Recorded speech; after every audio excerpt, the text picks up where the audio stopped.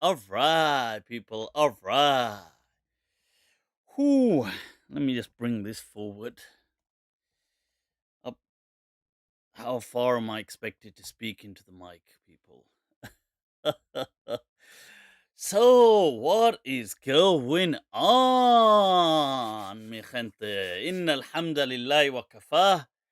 والصلاة والسلام على رسوله المصطفى وعلى عباده الذين ارتضى ومن بهداهم اهتدى وبآثار أهل المدينة اقتفى وبعد فسلام الله على القوم أهلا وسهلا بكم ومرحبا Juaning Leute, bienvenidos a todos. Bakhair Ragle, Khushamadid. And as always, people, as always, Swagatam, Swagatam. So, what is going on? I'm just bringing this a little bit closer. So, let's do a sound check whilst we wait, people, whilst we wait. Hey, baby, ¿qué pasó? All right. ¿Qué pasó? So, ¿qué pasó, mi gente? ¿Qué pasó? What's going on? Let me just do a quick check. Bring up the amazing, wonderful viewers. Look at this. I got to bring up your chat. You know what it is today? It must just be my internet, really, but it's been playing up weirdly. So, look at that. Karima, you're doing it. You're doing it. Shukran. Quick voice check there. You do. Daniel, compa, Mufti, ¿qué onda? Muy bien, hermano. Muy bien. ¿Y tú qué tal? What's going down? It's getting a power set in on the bench. You know, I'm actually. I think I'm getting to a point where I'm starting to get depressed. I was just thinking today. You know what? It's too much now. अब control नहीं होता. You know, I can't because what has it been now? Like since it's been probably what 2.5 months since working out. I'm going mad now. I'm going. Today I was just thinking. You know what? I've had enough. I've even ordered equipment a while back, but it didn't come, and I don't know. I was just thinking. You know what? I'm just gonna start some stuff now, on my own here, and just because it's just. Control नहीं होता. So, right, and Boris, good for nothing, goes April the 12th, people. April the 12th. That's when gyms are to reopen. And it's also on the first day of Ramadan.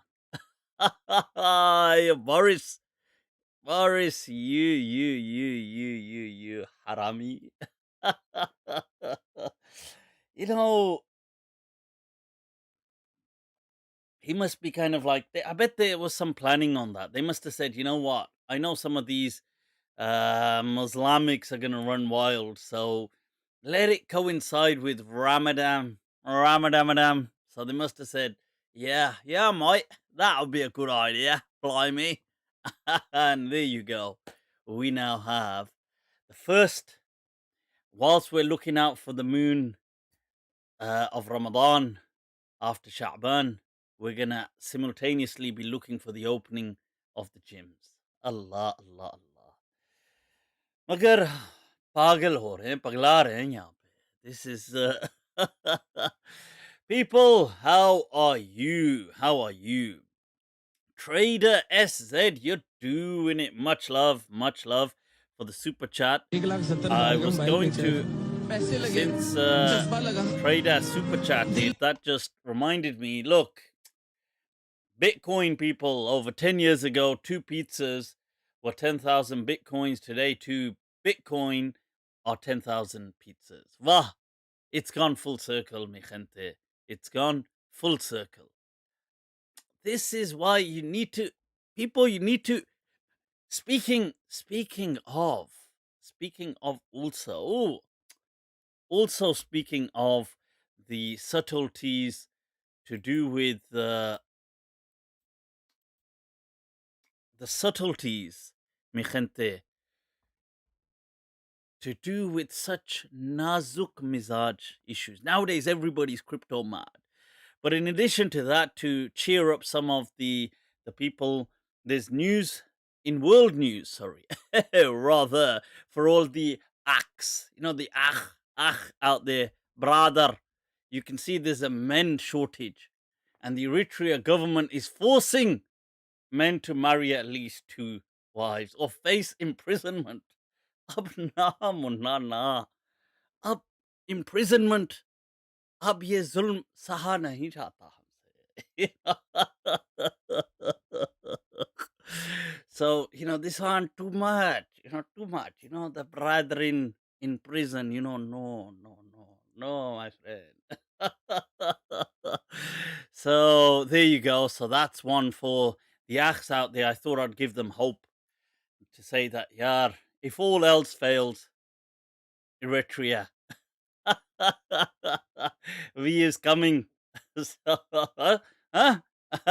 As in arriving. Samja karo. Samja toba toba toba. Tawbatan nasuha, tawbatan nasuha. So, people, what is going on? Yeah, the men are happy. Look at this. Inaya saying, well, you know what it is? It's not about happiness. It's about sacrifice, because they're thinking, Bechare are being tortured into this. Face imprisonment. Imprisonment. Maro, maro.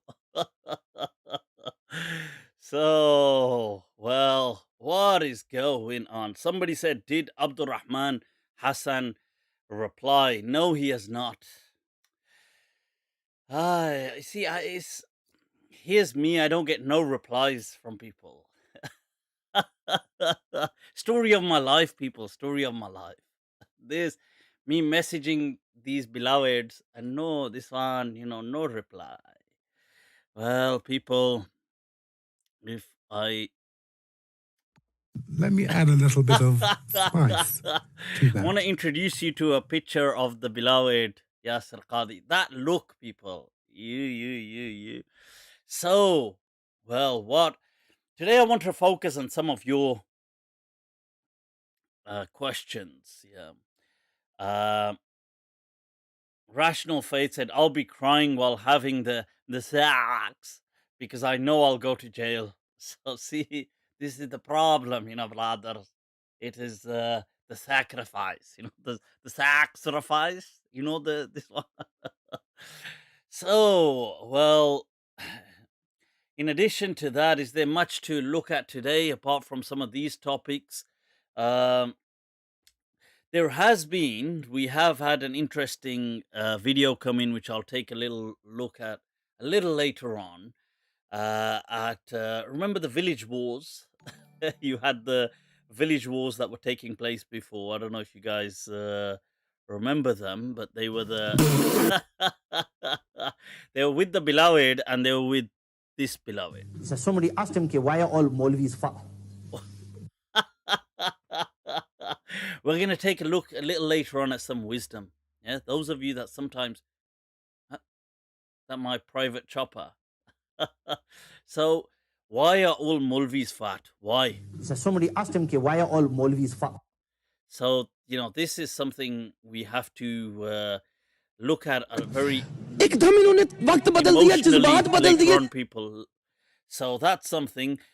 Meanwhile, our beloved has also put up a post referring to, obviously, me as the margin. Margin is like, I don't know, somebody who's always joking around or not taking things seriously.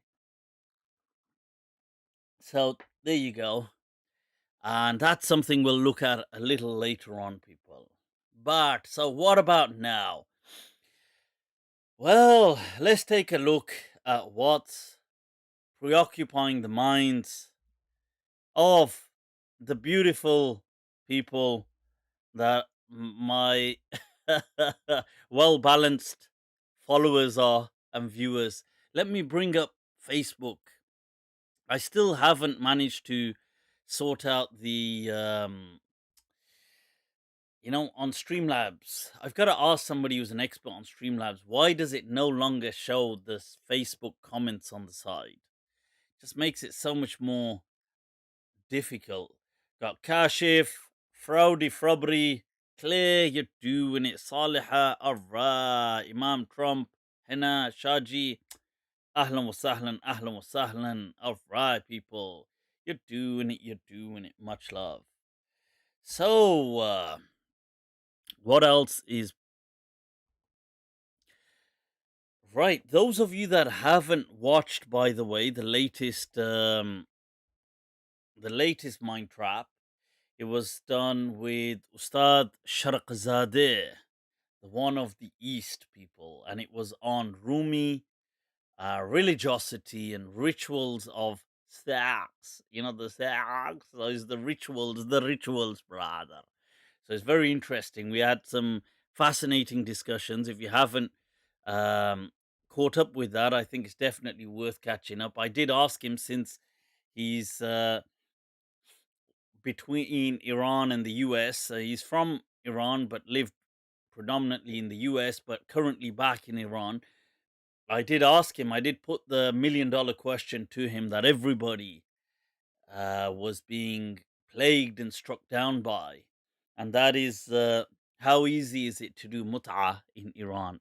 So you have to watch that, and you have to watch some of his very fascinating insights. Do check that out, people. Check it out. Check it out. There is, once again, episode 50, people. We did 50. And I have to say that to me, it's like it's a momentary landmark, because, when I began MindTrap, I thought to myself, when I've done 50 episodes, I thought that means it's a foundation has been laid for the podcast. So in my mind, that's what I had, 50 episodes. And I thought that, I have to get 50 done to have this somewhat stable. And then the sky's the limit, people. The sky's the limit. So, Lillah alhamd, 50 have been done. And, to me, in my heart, people, it was something special. So, do check it out. I did also have an interview with Dr. Mahdi Sajid from the Netherlands uh, and Germany. Sorry, I think he's between both of them. But Utrecht, or is that Germany? Is Utrecht sounds more German, actually. So now that is going to be up on YouTube as soon as Professor finishes kind of, I don't know, tweaking it up with his editing. Then I'll have that put up. But I thought that was really fascinating, because it's been a while since I've been a guest. And even though several people have asked me in between that, look, will you do a podcast with us? Like, come on our podcast. And because I've been focused on MindTrap, I've said that, look, I really need to focus to launch MindTrap and make sure. And like I said, in my mind, I had this thing, I have to do at least 50 to have a foundation. And so I'd been declining people's offers to do that. But obviously, Professor Mahdi Sajid has a special place in my heart. So I couldn't decline Professor Mahdi. And it's always a fascinating discussion with him. It's incredibly profound, just remarkably intelligent. And I think so and plus the objective behind it, because his objective is these are being done for the university, I think it's Utrecht, or I don't know how to pronounce it, but so it's being done for that, and it's to bridge a gap, a void between the religious scholarship and the secular Islamic scholarship. So I thought, well, it's very noble in cause, and a cause that I'm also, for. So yeah. And what was fascinating was, I think the first 1 hour or more, actually, maybe 1.5 hour, was just like a personal interview. And I haven't really been interviewed in such a while. No, it was a very personal and intimately personal, not in that sense intimate. You. So it was a very up close kind of interview about when I went to study and my journey so far. And yeah, and it was quite it was because I wasn't expecting it like that. I didn't know that's what he was going to ask. So I thought it was, maybe he might just ask one, two questions and then go straight into some discussion. So the fact that it was very personal, and yeah, and it kind of got me in I don't know, it kind of hit me very candidly with it. And so I really enjoyed it. I enjoyed it. So yeah, do check that out. Look out for that. All right, people, what else is going on? Yep, we've launched. People, we have launched see that almost that Eritrean post came up again. Not that launch. वो भी होता रहता है. We have launched, people. Mindscape has gone down. All right, it has been launched. So those of you that are on Patreon can, from your Patreon page, find the actual links that take you in. So it's basically a platform, and all the benefits are there. There's a chat page, there's a chat group, there's a resources group, there's a humor group, there's a shares where I will a mal distribution channel where I share any kind of curated curated feed, people. So there's also a voice channel between members, but there's a special one, the sanctuary, which I will jump onto. But there's for people which they can just chat amongst themselves as a voice platform called the Savannah, where man began, people, where man began, back in the plains of the savannah. And then from that to the sanctuary is where I will occasionally jump on. And I was trying it out yesterday and I thought, wow, you know what? I'm really excited because I thought, you know what? This is epic. Like, because I was driving back yesterday and I thought, well, let me drop a message. But people are still migrating yet. So it's all kind of, because we just launched it yesterday. But I thought, look, let me drop a message. Okay, I'm going to be 15 minutes on, for 15 minutes, I'll be chilling on the sanctuary. And you could just drive and you could just put it on, and it's just a live voice platform. Whoever's on it is on it. And I thought this is so amazing for, like, sometimes when you're driving or you're doing something and you want to just, you think, I know, let's have a chat. This is such a great opportunity to just jump on there and say, all right, people. So yeah, so that's up and running. But what else, people? What else is going down? Quite a few have sent some super chats. Let me take a look at them. Drawing Technical says, enjoy listening to your streams and vids. A few bucks. Tofia, you're doing it. You're doing it. Much love. Right. Mufti, why does God punish us? Oof, straight away to punishment. Karima says you can even stream a movie on Discord. I don't know that. Well, Karima, send me a message afterwards and I'll see on, on Insta. Yeah, so I will take a look at that. It'll be interesting to stream maybe short clips and maybe at some point, or actually, if we could even do movies, it would be fascinating to have like a discussion following a movie. Haramio! And then you accidentally stream the wrong movie. It's the scandal, the scandal, people. You have to be careful. Oh, Nazuk. This is very sensitive. Hassas, people. So, what is going on? Mufti is raf'ul yadain from the Sunnah. See, look. whilst you good for nothings are here being distracted with all this talk, Abu Hassan has his mind on track, mono track, people. He's concerned. Can you tell me, is Raf al Yadain from the Sunnah? Raf al Yadain, huh? Yadain, people, not lifting something else. Raf al Yadain, lifting the two hands. The two hands, man, the two hands. So, is this from the Sunnah in the Maliki Madhab? So, the Maliki Madhab is quite unique on these kind of matters. You will see. Have I moved it? What this one, man? What this one? Where's my coffee? Where's my coffee?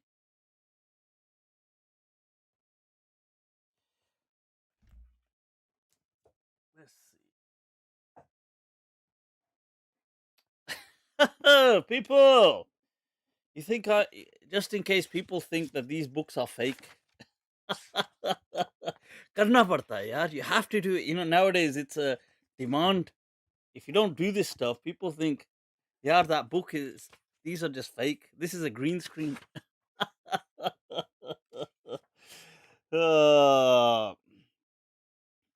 So,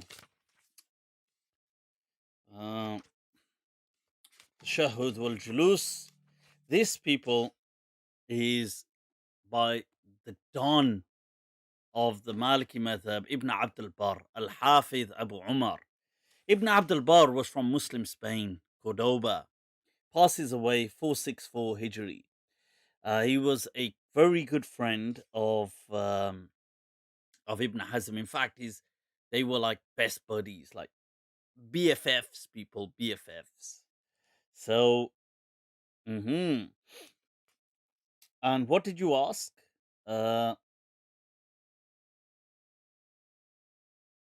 Did you ask about the Raful Yadain? Yes.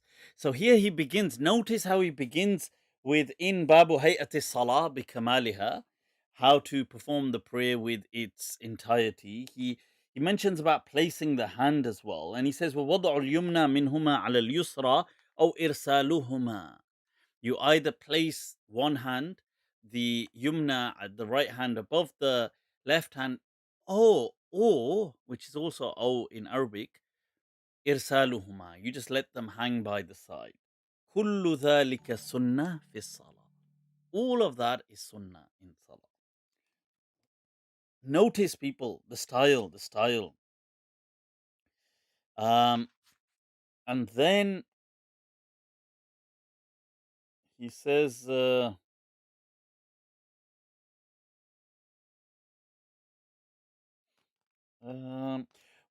about Rafa al-Yadain. He says, وَإِنْ شَاءَ رَفَعَ يَدَيْهِ وَإِنْ شَاءَ لَمْ يَرْفَعَ. If he wishes, he can do Rafa al-Yadain. That's raising the hands before ruku and after. And he says, وَإِنْ شَاءَ لَمْ يَرْفَعَ. And if he wants, he doesn't have to. You see, and that is how the school of Medina is really so chilled about these things. And even you'll see when it comes to how do you hold the hands, one of the understandings is كيف متفق, however it comes together. كيف متفق, اتفق, توبة واتفقنا, and we agreed, people, and we agreed. What the heck?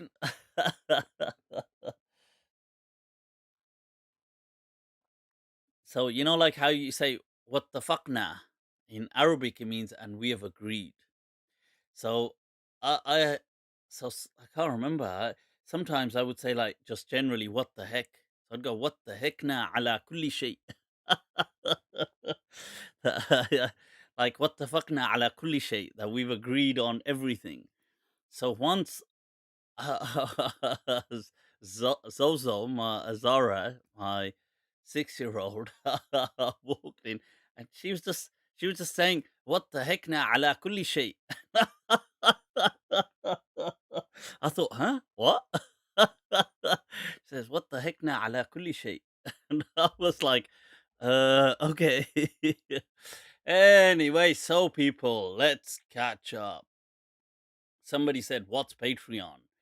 Patreon is it's basically a service to support people. It's a platform where you support people, creators, artists, teachers, performers, whatever. You just go on there and there's people on there and you can subscribe to certain packages basically of support that you support them, they offer you something.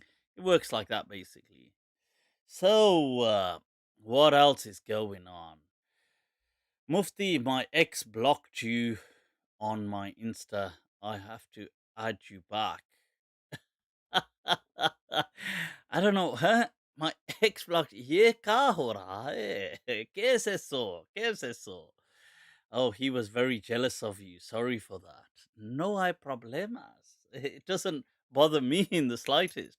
But yes, people, these kind of toxic relationships, problem. Mufti, can you please talk about stimulation theory? Let me add a little bit of spice. Stimulation. What is the stimulation theory? That if you there's a theory. I mean, it's more an applied science. The stimulation theory. It's good to stimulate. It's good to be stimulated. It's good to have a stimulus. It's good to be the stimulus.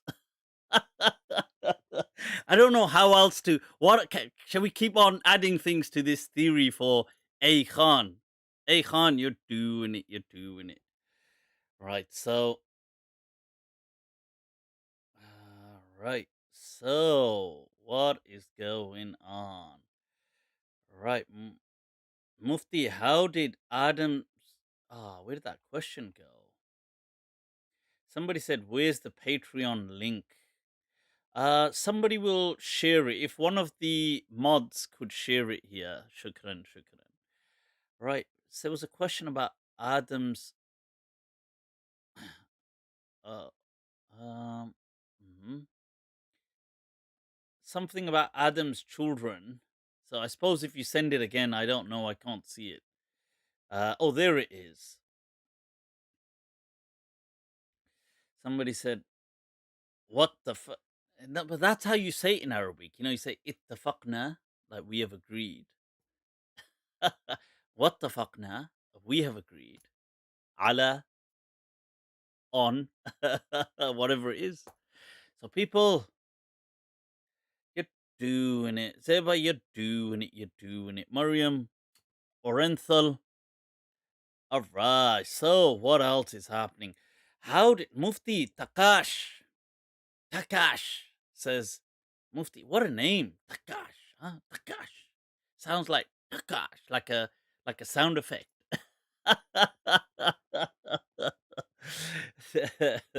They're like, whilst they were naming him, the parents are like, well, what? They're like, what should we name him? Dad's like, Takash. They're like, okay, Takash. Surname, Kapow. Takash Kapow. So, the question was that Takash had asked, how did Adam's children procreate? Acha. वो lesson कर रहे हैं. Acha, that lesson. Okay, so the birds and the bees, that story. I have to, okay, so sit down.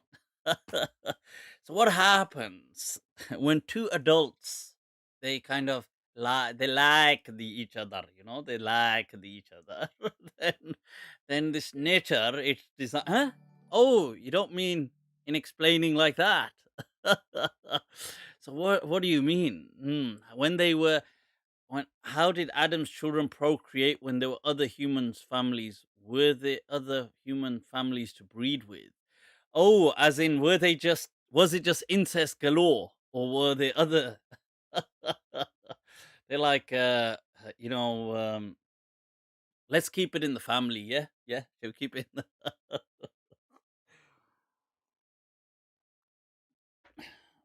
No, there would have been. So, in my understanding. And, people say, Mufti, why do you say in your understanding? People have made video clips out of me saying, in my understanding. Abe salo, am I going to give your dad's understanding? Oh, obviously, I'm going to give my understanding. Why are you finding that so strange to hear? Obviously, I'm not going to say, well, in your dad's understanding, it's like, I'm going to say, in my understanding. I mean, it's a bit, presumptuously grandiose to say in God's, in the mind of God, or to say in the prophet's understanding. That's a bit, whoa, like we don't know that. We just know certain teachings and then we have a take on it. We have an understanding. So, in my understanding,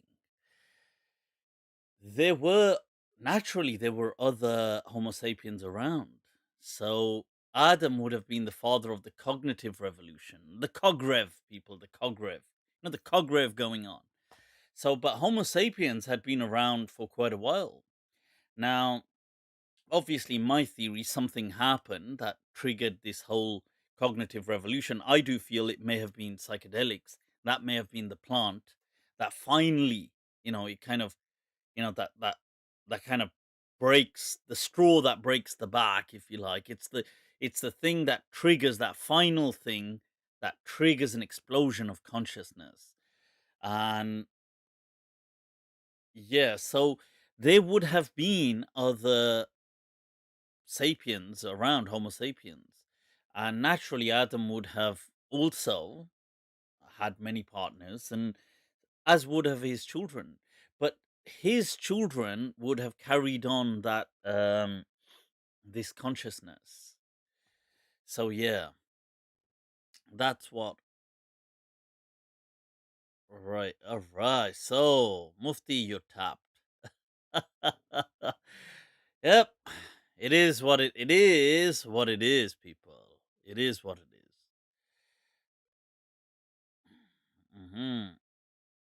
He didn't have a father. Huh? Who didn't have a father? Thus, miraculous birth. Right, Rafal Yadain. I've answered Rafal Yadain. Come on. Thoughts on glitches in the Matrix. Yeah. Sometimes I do feel that this is all a complicated kind of software. This dunya is just like, for God, this is just like all software. You understand? And because it would make sense, wouldn't it? Don't you think so? It'd be like a virtual reality that we're living in. It's all, it's a kind of simulation, except it's real for us who are in it. I think in many ways that also, it doesn't eliminate, but it deals quite quite I to some extent adequately, or at least deals reasonably with the problem of evil. Because if it's all but just a game, huh?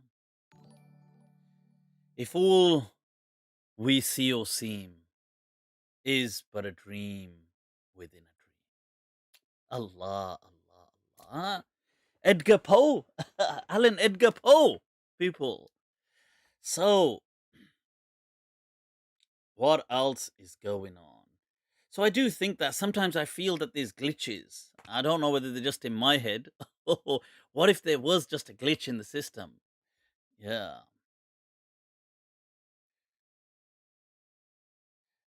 Ringo says, wish it was software, then I can tell the bailiffs that I'm not paying my debts. Not real debt. Yeah, I mean, but they're part of the system, you see. The debts are part of the system. Mhm. Milkshake Al Awal says, my brother is dating a Sikh girl. Okay.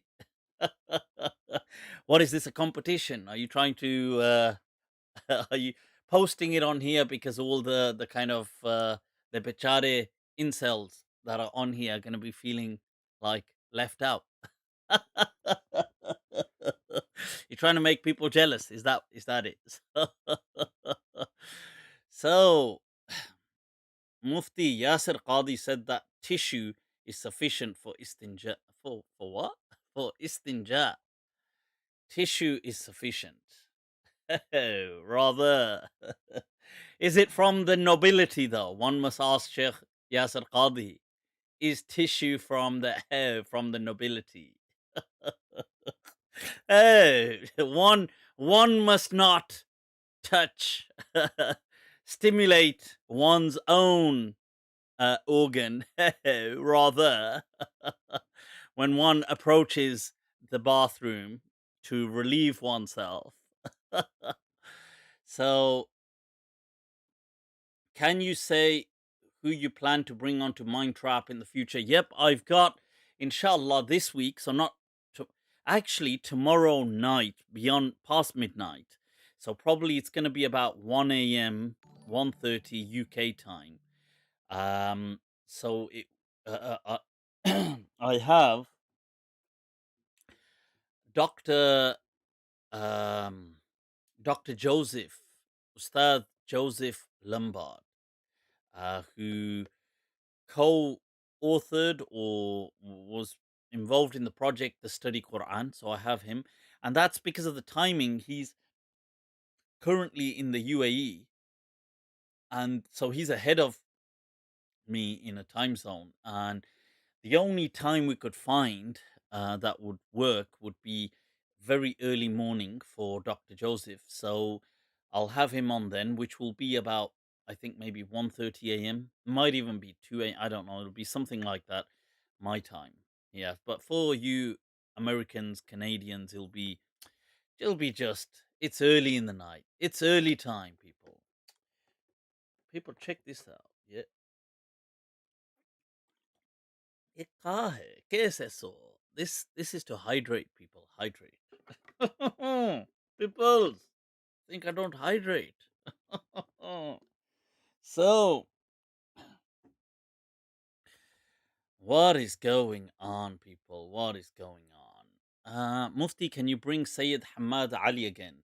Zeba is saying that, yes, of course. I have actually spoken to Dr. Sayyid Hammad. He was doing his final steps of the PhD, so he was quite preoccupied with that. But after that, sure. Mufti's vodka.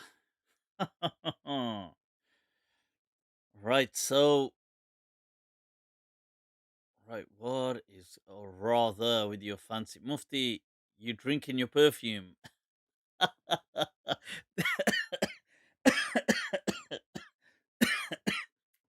This is what happens, people. This is what happens in life.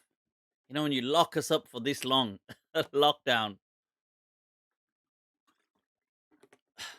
we lose it. We've lost the plot. I've lost the plot, people. So let's take a look. Mufti, please bring. Need a compilation of Mufti's drinking. Yeah, that would be interesting. With Sheikh Mufti, can you do a MindTrap with Sheikh Abdul Halim? Who's Abdul Halim? Oh, So somebody asked him, why are all Maulvis fat? why are they? That's like this concern right here.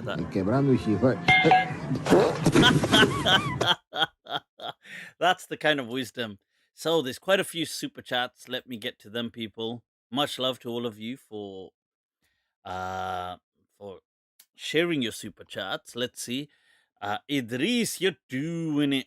I have is this the same Idris from Professor Idris? So I have, hopefully we got to get you on, Professor. So we got to work out a time and inshallah do that. What are my thoughts on Shaykh Muhammad Nizami?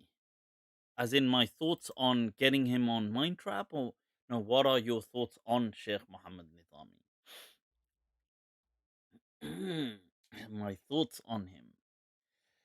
I think, yeah, you see, Sheikh Nizami, from what I know of him, he's he's very talented, young, um, has a fresh has that freshness to his approach. He has some or applies some level of critical thought when it comes to opinions within Islam and stuff. But in all honesty, I feel that you see that there's a lot of challenges with people like Shaykh Muhammad Nizami that he may be facing, or if he's not, I would assume he's aware that he's facing them. But if he isn't aware, then and they are the usual not being able to outgrow, the cuckoo nest. So he is trapped within that same religious circle, um, because they are the people who initially gave him some. Um, eh, they gave him some attention. So he addresses them, and in fact, I think some of the people who were initially the type that were listening to him were kind of like a hardline type. They were like hardliners, and I think he too was from a Salafi background. I don't know if he still is like that though. But the problem is when you move away, you lose your audience.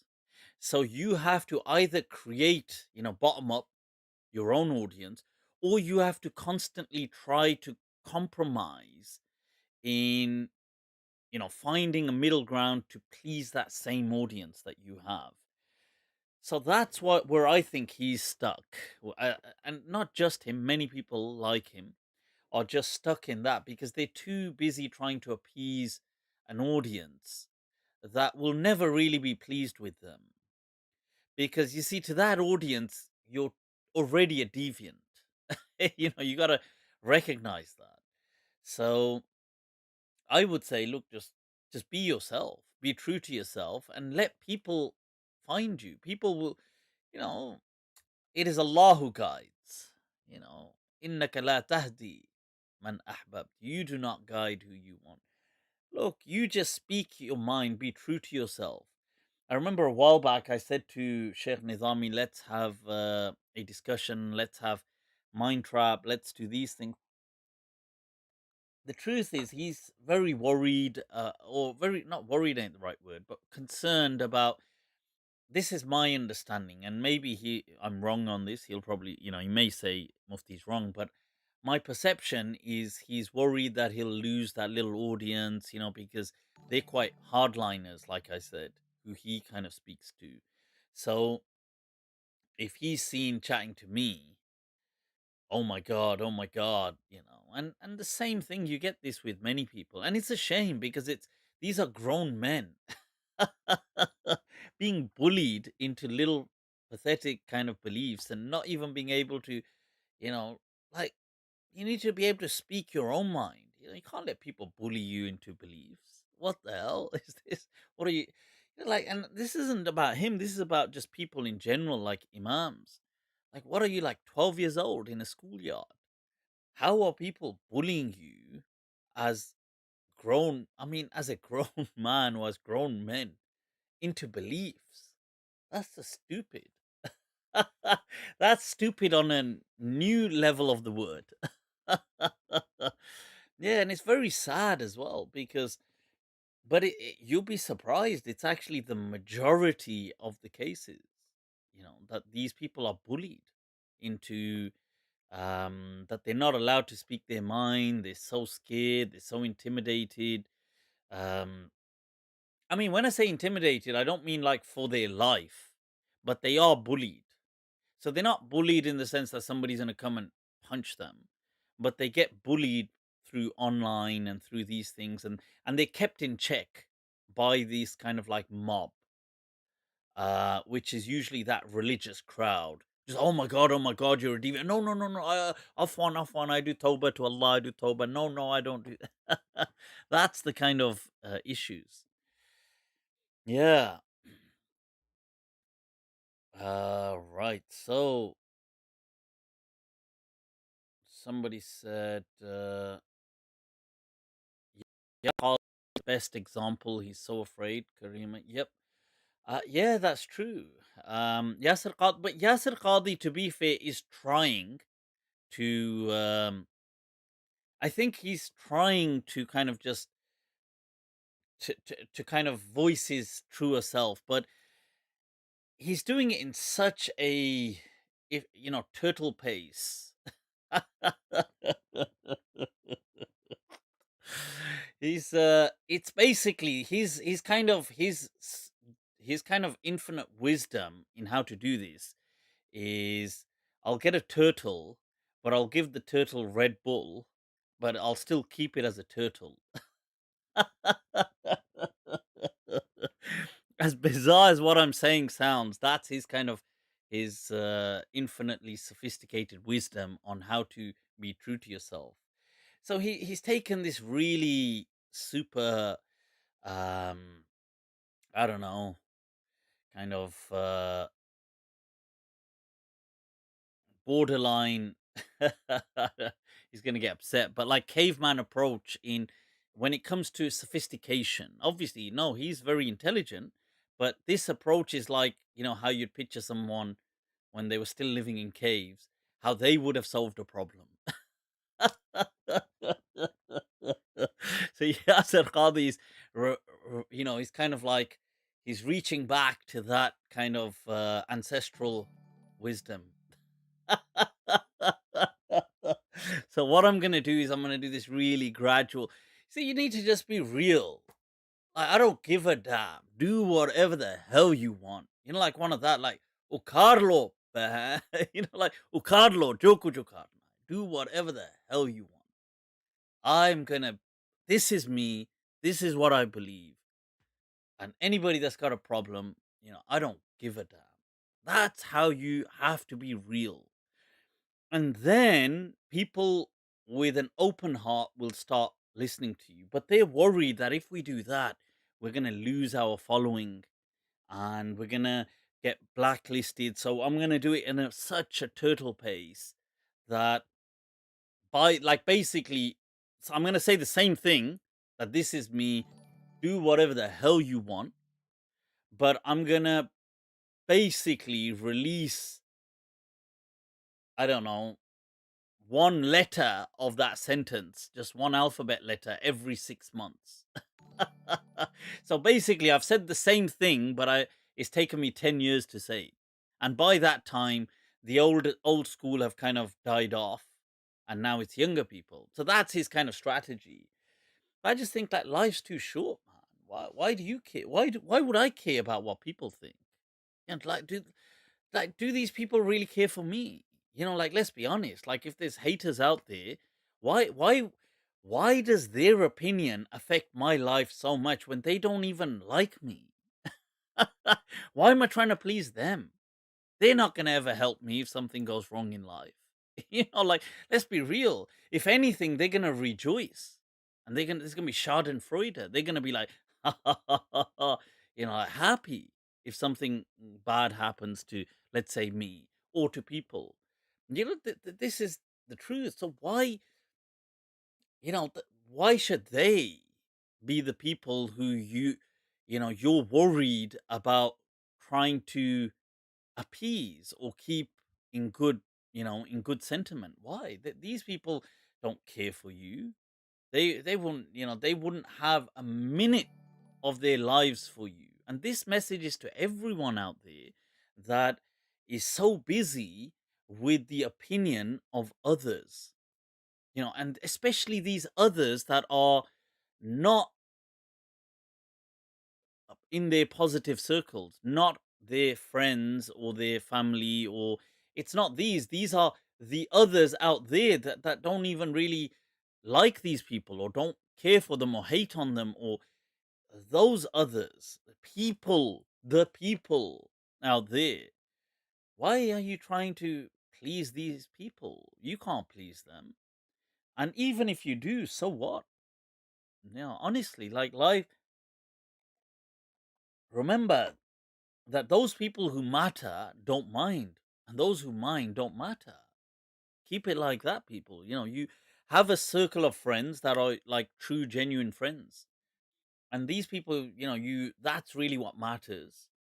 Your own personal achievement are what matter. Your family may be what you matter. Your friends, your maybe just this sphere.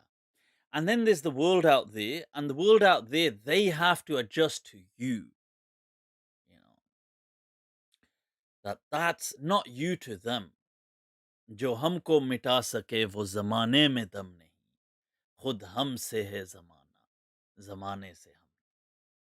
That's it's the world has to adjust to me. I'm adjusting to the world. That's how Jigar Muradabadi, the poet, he says. And sometimes you need that kind of that attitude in life. And I don't mean it in a, you see, don't conflate it with arrogance. Arrogance is wrong.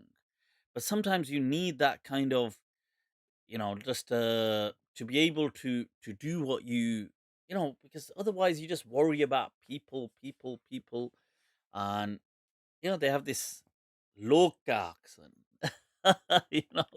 This saying, what will people say? Loka accent. And that's the, who gives a damn what people will say? So yeah, so take that. If that's some advice you want to take from tonight, definitely take that. Let's catch up with some super chats. Right, quite a few here. Wow. All right, people. Much love, much love. Those of you that have shared as well, I can see here, Kani Khan, you're doing it. Much love. People, yep, do share it. Trader SZ, you're doing it as well with the super chats. And I did say that Bitcoin and this kind of stuff, crypto right now. Oh my God, man. I'm really enjoying this crypto thing, honestly.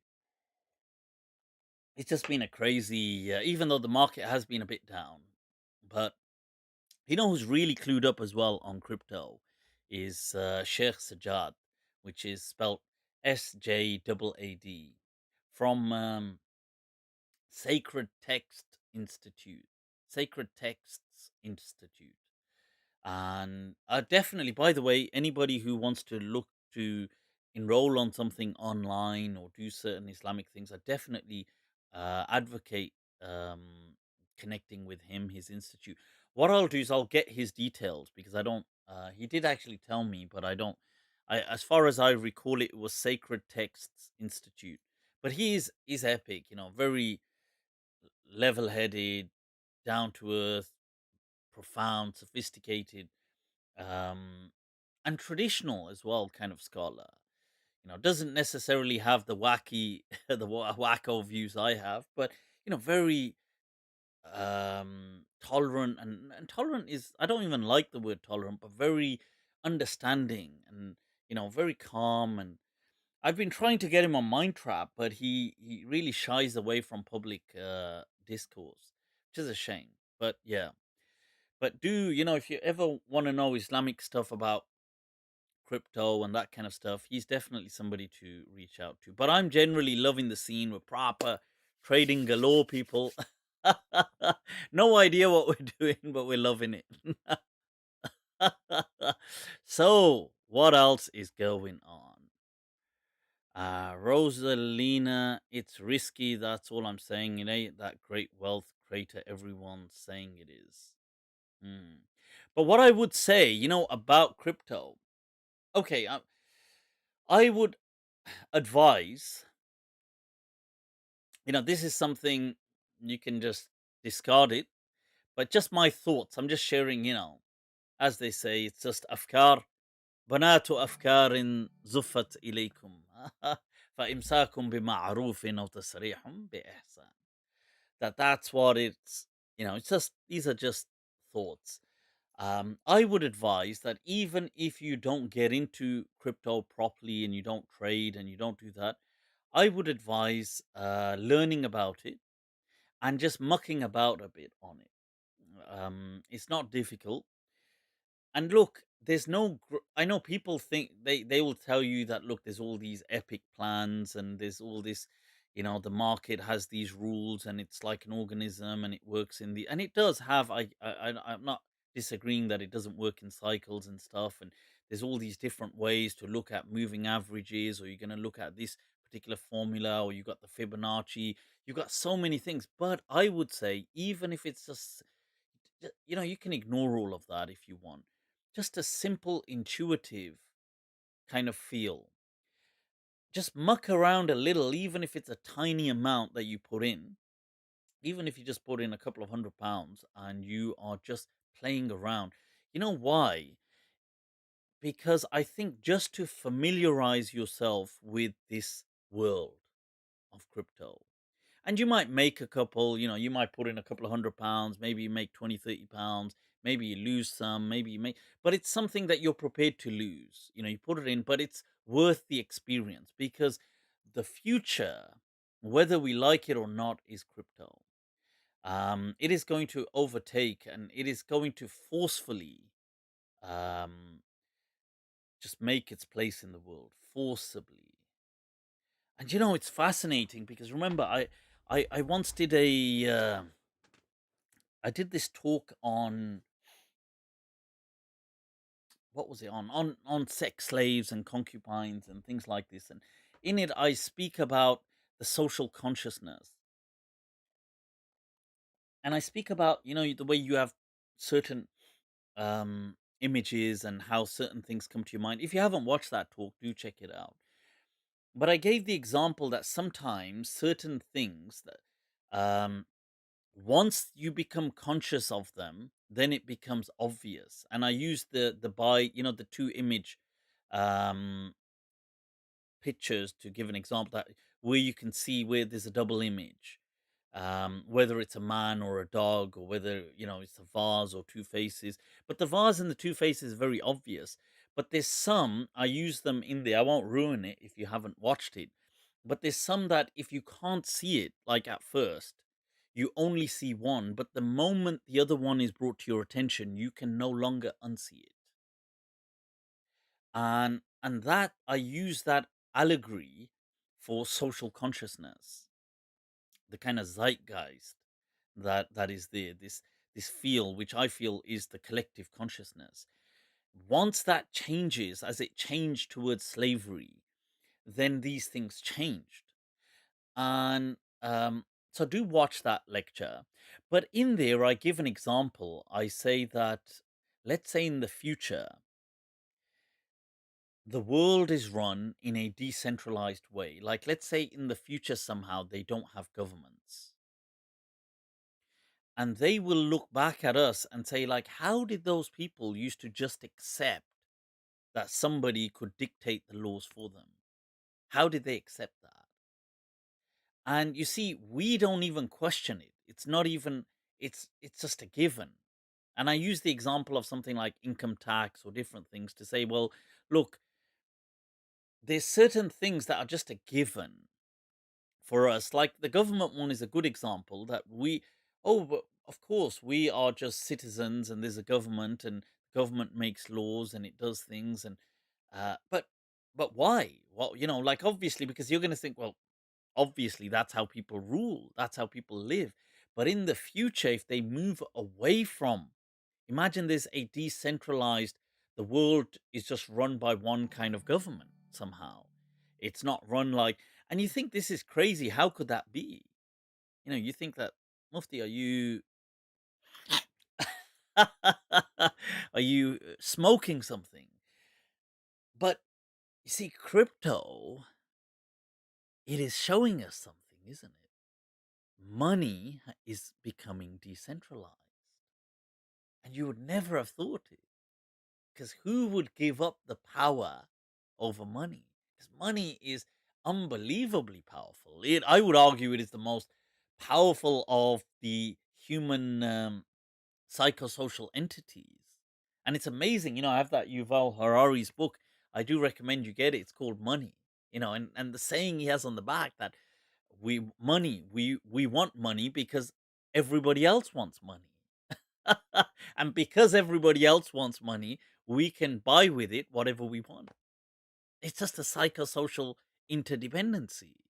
Now, you see, what we are witnessing is money being made literally out of nothing in the very making. History is being made, but we are witnessing it in real time. And this is what I find so wow about this. And I think sometimes I'm just too excited. I think people can't see what I'm, or they don't. I don't know. Like they think like I've heard some people. I read some comments. People saying Mufti is just what is he on about? But you have to appreciate the wow factor. That look, check this out. Money has an arbitrary value. It has the value, but because it's already in circulation, we don't question it. Like, why is the pound worth 1 point something dollar? Why? You say, well, because of this, it is. But really, these theories are just, I mean, they're just answers that people are giving that are not really necessarily the case. It just is. And things fluctuate. And naturally, obviously, the GDP and the market that a country has, this is what we assume. Like we assume, well, that's because Britain it has a certain powerful position in the world, and it does this and it does that. But that's not always the case. Sometimes certain countries, like in the Middle East, their currency will be more powerful than the pound, but they won't have that kind of influence. And we'll say, well, that's because they've got this resource. And we keep kind of coming up with theories, but it is just what it is, and we can't question it because we weren't there when it began. See, it's been going on for way before us, but crypto has emerged in front of us.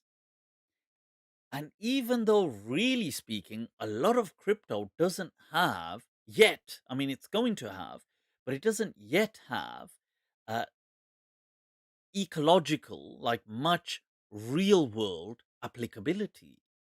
Like it has some, unquestionably, like your money obviously goes dark, like you can send money across the world to people.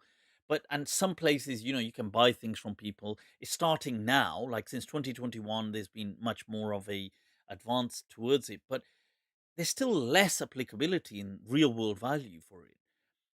But what gives this particular currency its value? Now they're going to say, well, there's a fundamental to this coin. It's invested in this technology, in this blockchain. It's invested in this particular. But really, most people don't know that. Most people don't even. Let's just be real. Who knows about the fundamentals behind these coins? What the hell? What the hell is behind Dogecoin or Dogecoin or whatever? However, the Dog E coin. Or I just call it Doge then. What the hell is behind that? It's a joke. That it was made as a joke. The coin was. There's no fundamentals behind it. I know. I feel Elon Musk is trying to buy it out and make it his coin, but why does it have value? The value is just arbitrary. It's other people want it. Why do they want it? You just create a vision, and you see, to me, I treat these things that I feel they are like virtual organisms that once they come to life, they take on a life of their own. You then no longer entirely control it. And the market is like an organism. And these coins are like that. There's a myth associated with them. But in real time, they are becoming so, what? Bitcoin is what? I mean, I know it dipped a bit today, but it's on what, $54,000 for one Bitcoin? What makes it that valuable? It's entirely decentralized. Nobody owns Bitcoin. I mean, people own it, but no company owns it. No government manages it. Nobody can, you know, dictate Bitcoin in that sense. Like nobody has control over it. It's just there. And this is all before our very eyes. Currency has slipped away from the hands of governments and kings, monarchs, and it's become this decentralized. Just look at that, people. Like how the Quran says that it does not remain trapped. بَلَّا تَكُونَ دُولَةً بَيْنَ الْأَغْنِيَاءِ مِنْكُمْ. Now, I know here it says the rich, but it was, in my understanding, representing those who controlled money or the gold. And here, this peer to peer and just coming out there.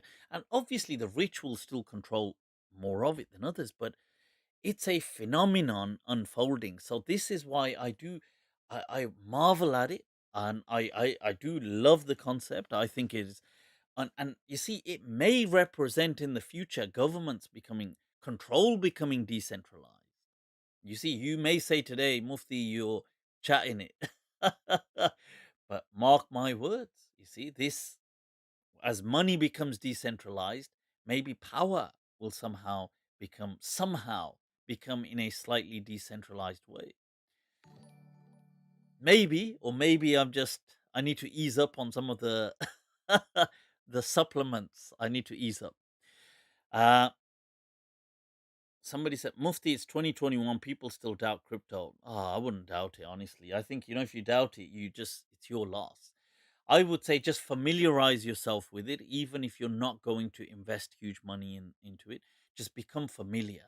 Don't be alien to it's like if you don't know how to use the internet today, it's not, your life will still carry on, but everybody who does know how to use it will be at a great advantage.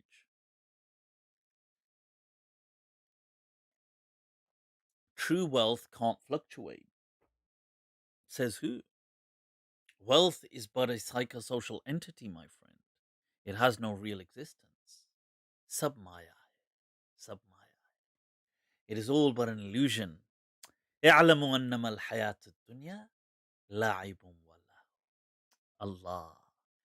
Allah already told us in the Quran.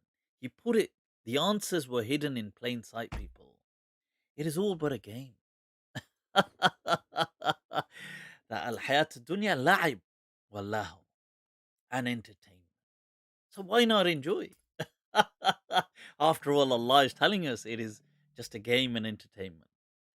So, right, what is going on, people?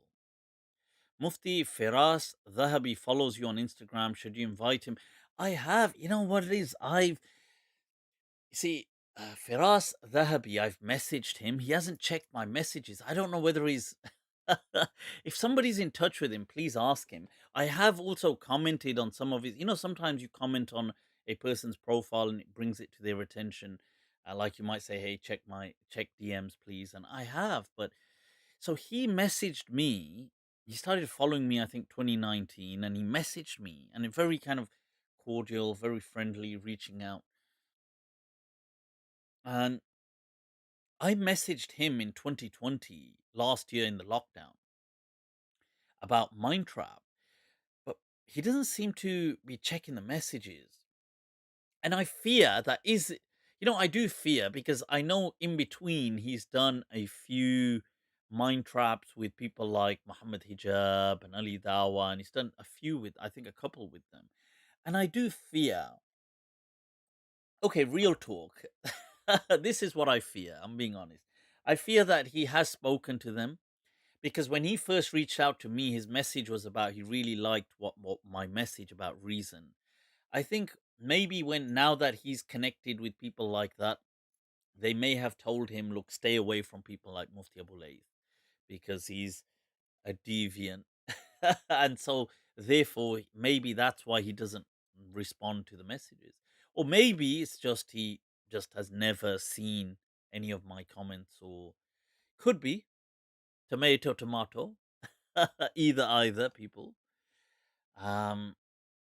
Mufti, the super. Let's take a look at the super chats, man. Peoples.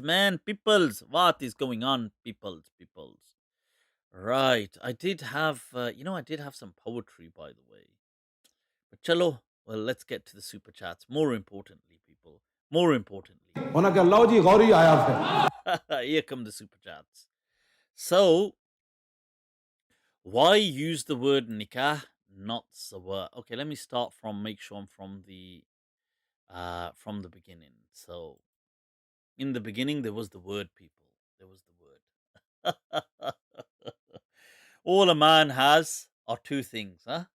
The cojones and the and the palabras. Okay, and the words. So, people, the words. This one, muy importante, muy importante. So, Salam Mufti, how do we understand the stories of prophets when Western historians have deemed some of them legendary figures and not real? Not real. This one big problem, yeah, you see, in fact, we discussed a bit of this, me and Professor Sajid, sorry, Mahdi Sajid, on our interview towards the end. So I'll wait for that interview to be released and then I will put it up on my channel. Because I discuss this, we go into it. He asked me this. I think that's the final question he puts to me. But I would say, look, don't panic. As Imran Khan says in Pakistan, the prime minister, he says, "Sabse pehle ghabrana nahi hai, ghabrana nahi." First of all, nobody panic, nobody panic. And that's what makes people panic. It's like telling somebody, calm down. Has never in what's it called? Diego, the puppet. God, it's so funny. Oh my god. I've forgotten what it's called. Something puppets. But Diego. But if you type in Diego the puppet and see when he's customer service, he's like, I'm gonna need you to calm down, lady. And she's not even, she's just speaking normally. And she's like, I'm gonna need you to calm down. It's so funny, man. So funny. But yeah. That's sometimes some people ask Mufti, what should we watch for humor? You should watch that. I've been watching recently quite a few skits from what's his name? American is it Long Beach Griffey or what's his name? Griffey, I think. Long Beach Griffey? Oh, he's funny. He's funny as well. Bloody hell, his skits. But yeah. Right, so you see, this thing about historians. I get distracted, you see. This is my problem. I get so easily distracted. Um, I would say, look, don't panic. Relax. The Quran, by its very nature, has not concerned itself with specificities. Specificities. People. So it concerns it's like so for example the story of Moses, let's use that as an example. In fact, somebody sent me a clip, friend of mine, Billy, you're doing it if he's on, um and Billy, in the clip it was about what do historians say about Moses, and basically there's a bunch of disagreement from most historians saying he was a myth. Now some saying, well, he was this and he was that, and it may be like, I firstly believe that all these people were real people. These kind of people, anyway, the prophets and so on. But in some of their cases, maybe their stories were slightly different to our conceptualization of them. Because you have to remember that we are taking the stories from. Right, I'm just trying to. Let me see if I can bring this a bit closer still. Right, because we are taking our conceptualization of them through a series of developments before it. So, like the story of Moses now, it comes to us through the Israelites, it comes to us through. Now, the Quran does mention it, but it doesn't go into great detail about Moses. I mean, it goes into detail, like it repeats the story a lot. In fact, it's the most repeated story in the Quran, the story of Moses, alayhi salam. But it's not actually, like, imagine you knew nothing about Moses. Let's say you knew nothing about Moses. So, you don't know anything. You ground level playing, tabula rasa. You're coming to a clean slate and you have to write as much detail, as accurate detail as possible about Moses just based on the Quran. You know, and you have to determine what are factual points by what you're, and what is um kind of like uh what is basically your ijtihad, your between the lines you're reading. So you have to kind of be clear that only factual points. So, for example, Moses in the Quran, this person Moses addresses a pharaoh. So pharaohs were in Egypt. It's safe to say he was in Egypt. Like that, you could put as a factual thing, let's say. Now, I'm not saying factual from a historical perspective. I'm saying if you this as an experiment with the Quran, you could understand that he uh, tries to go off towards some land or something. You understand that he has a concern for his people, that there's the Israelites or these Semites are with him, these people. Because who are Israelites? In the Quran, Israelites, because Israelites are not really an ethnicity. They're not really so some Semite people are with him. This and he goes off and he has to, but there's very little that you can actually put in if you were to erase your entire memory of Moses right now. These things wouldn't, these pegs that you would kind of put in, they wouldn't actually give you much. Like they'll give you certain signposts, but you'll be surprised to realize how much of the data you're filling in by background knowledge. So yeah, I mean, now,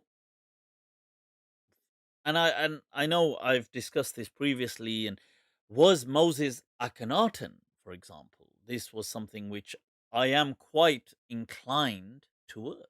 I won't lie, I am inclined towards, but my research is ongoing. Does that necessarily clash with the Quran? In my view, it doesn't, because the Quran doesn't give away much. It just repeats short bursts of a story, but it doesn't tell you much about the backdrop of that story. So yeah, I would say, look, don't kind of I don't think we need to freak out, but at times we may need to reevaluate certain events.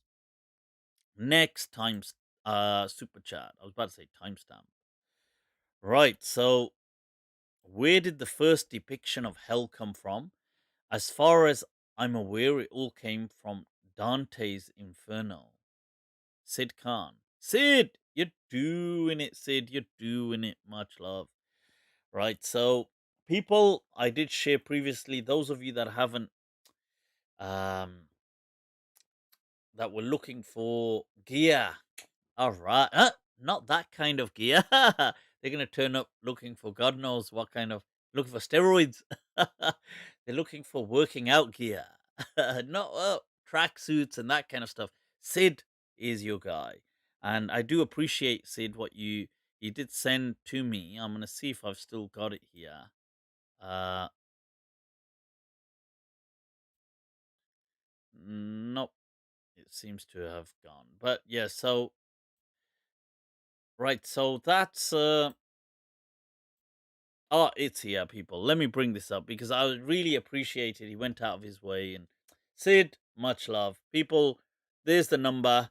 Our, as I said last time, martial arts expert in jiu-jitsu.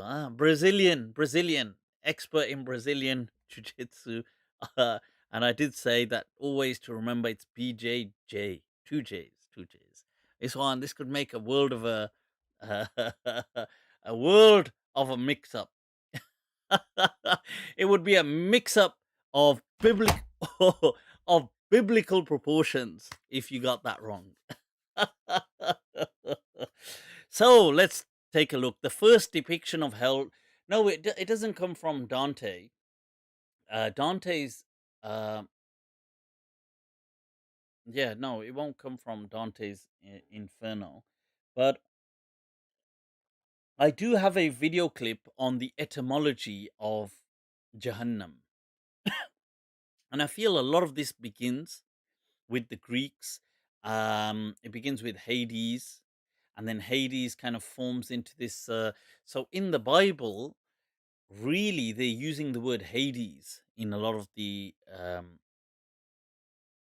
terms, and I go through this, um, and not hell. Or I mean, hell is a much later word, but uh, Gehinnom. But then there is this thing Jesus referring to the this Gehinnom, this place of fire, at the valley of Hinnom people.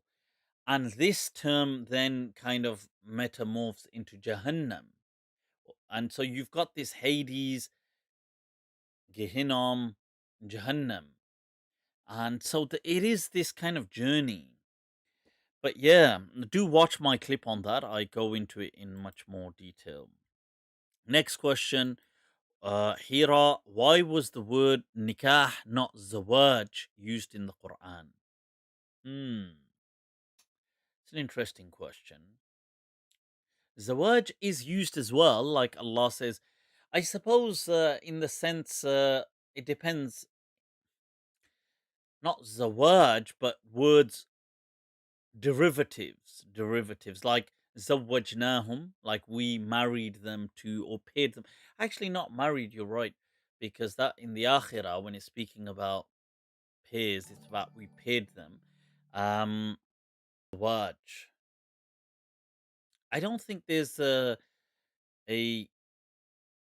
huge problem in this. I don't think it's some kind of like a um I mean, and I don't, not even a problem. I don't think there's a huge thing behind this. It's just that originally, in my understanding, even though the verb was there, the verb tazawwaj was used in classical Arabic, but mm, I get the impression that for marriage they used nikah.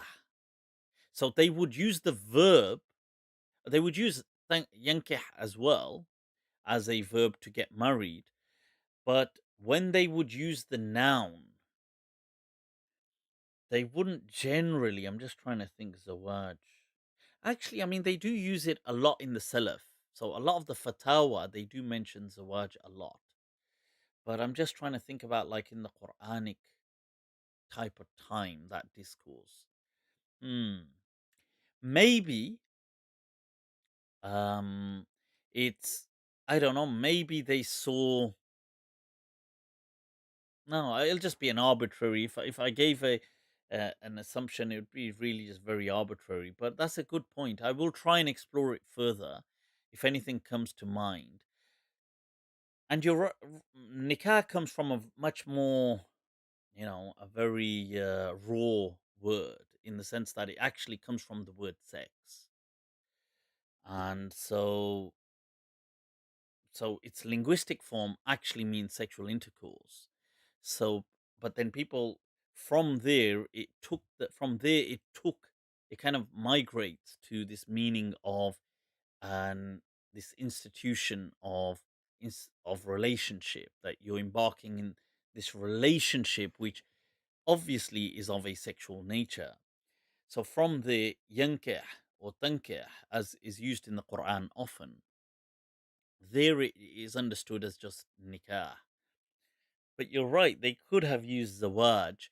And zawaj doesn't really come from that root of sex. It comes from the root of a pair. To not the fruit. But to pair up. So yeah. But that's very interesting insight there. You're doing it, Hira, you're doing it. Ijaz, Ballu, you're doing it. He liked it. All right. I was saying to Ijaz, let's get a MindTrap going. But I think just some of the timings we were having some issues on. I see Saracen. Mufti, is Ijaza unique to Islam, or was the verse reflecting the norms of the time? Roman imperial tax. Ijaza. Ijaza is to grant permission or to grant authorize something. Like you have ijaza in, I know they use it to mean holiday in Arabic today. You say ijaza, raha fi ijaza, but today, ijaza in the Islamic sense is like an authorization of. Oh, you mean jizya? Is that what you mean, jizya? अबे सरसन कहाँ लिख रहे हो अबे दिमाग कहाँ है? You gotta focus. Jizya was already, it was not unique to Islam at all. Jizya was there amongst the Arabs and obviously taken from other societies, you know, external to the Arab world. And that's why the Quran never explains it.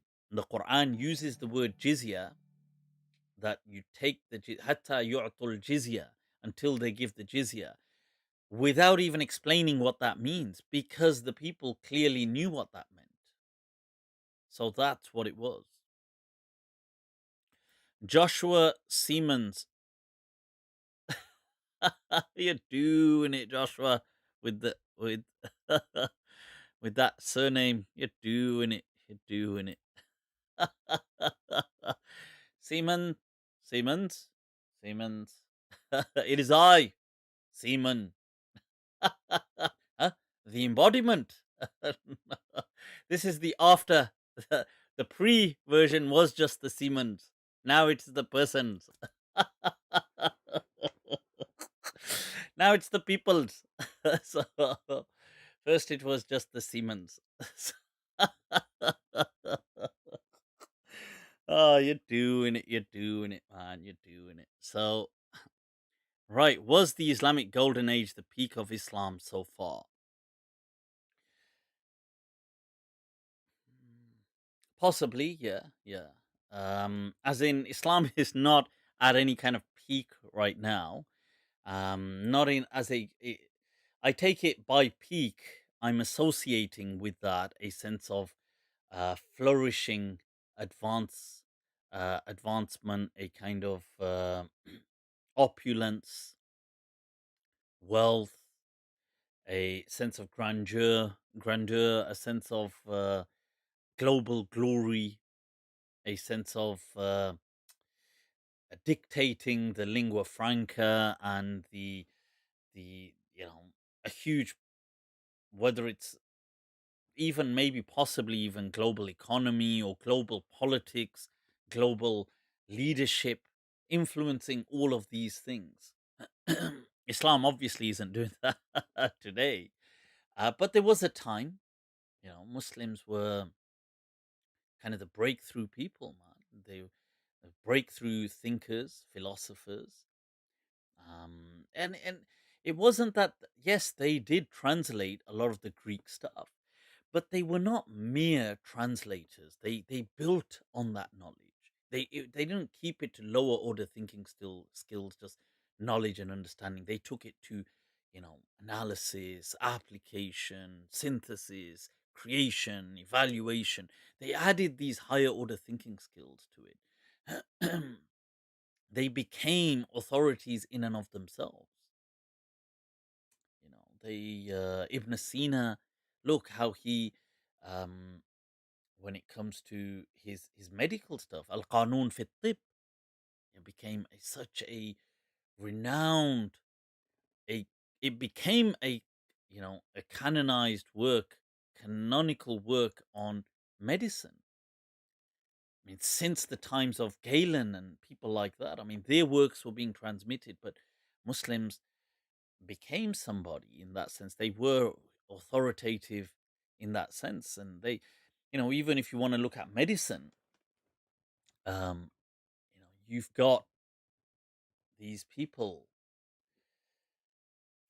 making huge discoveries, hospitals in the sense that, as a prototype to what hospitals are today, were called Maristan in the. So if you can even Google them in the reports of you know, historians or people writing um, journals, and they'll speak about, or just Muslims, that the Maristan, when they're describing a geographic region, they will say, it has this many Maristan in it, this many masjids, this many whatever, blah, blah, blah, rivers, and so on.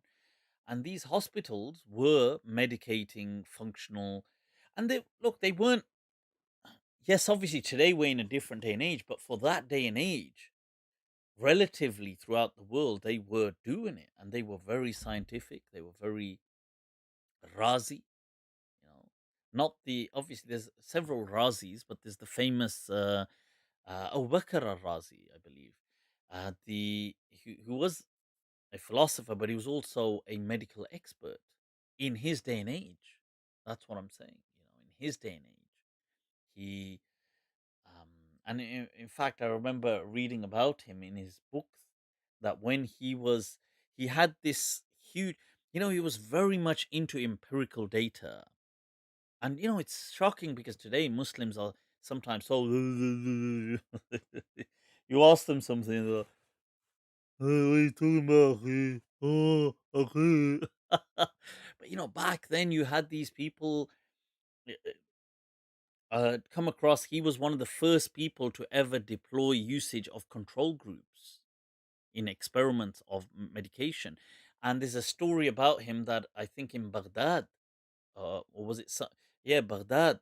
He was asked by the caliph that Al Muqtafi, I think it was, or I may be mixing up the caliph, but he was asked by the caliph that to build a hospital. So before he built it, what he would do is he went to different parts of the city and he would put pieces of meat um, in different places to see, to kind of measure the speed at which they become rancid and become off. Because obviously, even though they hadn't discovered bacteria then, but they understood that something goes wrong in, whether it's in the ear or whatever. And those parts that took the longest to go off, that, you've got Ibn Nafis speaking about blood circulation, figuring it out, and doing all this. In fact, he writes about um, it's what's his name? William Harvey, is it the person who comes up with the blood circulation? But that's only a couple of centuries ago. Ibn Nafis, you're talking hundreds and hundreds of years ago. He had written already about blood circulation, the way it works in the heart, in the chambers from the how does it go from the right to the left. He figures out that, because Galen historically was, because look, you see, most of the knowledge that Muslims had was based on Greek medicine. And they had assumed that the heart just kind of pumps it through, like from one chamber to the other. It just goes through this tiny pores or something. And he clearly criticizes that and, critiques it and marks it as incorrect. And he says that, this is, he says, khata. It's not actually correct. And that the heart, he says, pumps out the blood and it goes round the body and it comes round. It takes this long route round to come into the left side. It doesn't just go from there to here. But here is this person, Muslims, who are not only commenting and translating Greek great works of medicine or by these legends, these people from before Jesus. I mean, these huge figures of philosophical thought, but they are challenging them.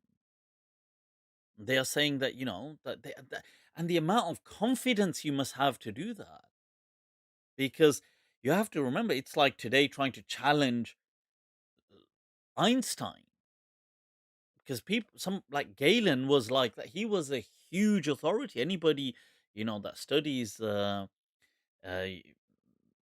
any kind of biographical work of Muslim scholars reads that they like even Ibn Arabi read anybody, they will say that they studied Galen's work in Tib. So to be able to challenge this, the confidence you must have. But yeah, so there were great things done previously. It is a shame that why we're so you know reverse में लगाई हुई है. We've like got it full speed in reverse. We're like, yeah, we're coming, but we're coming in reverse.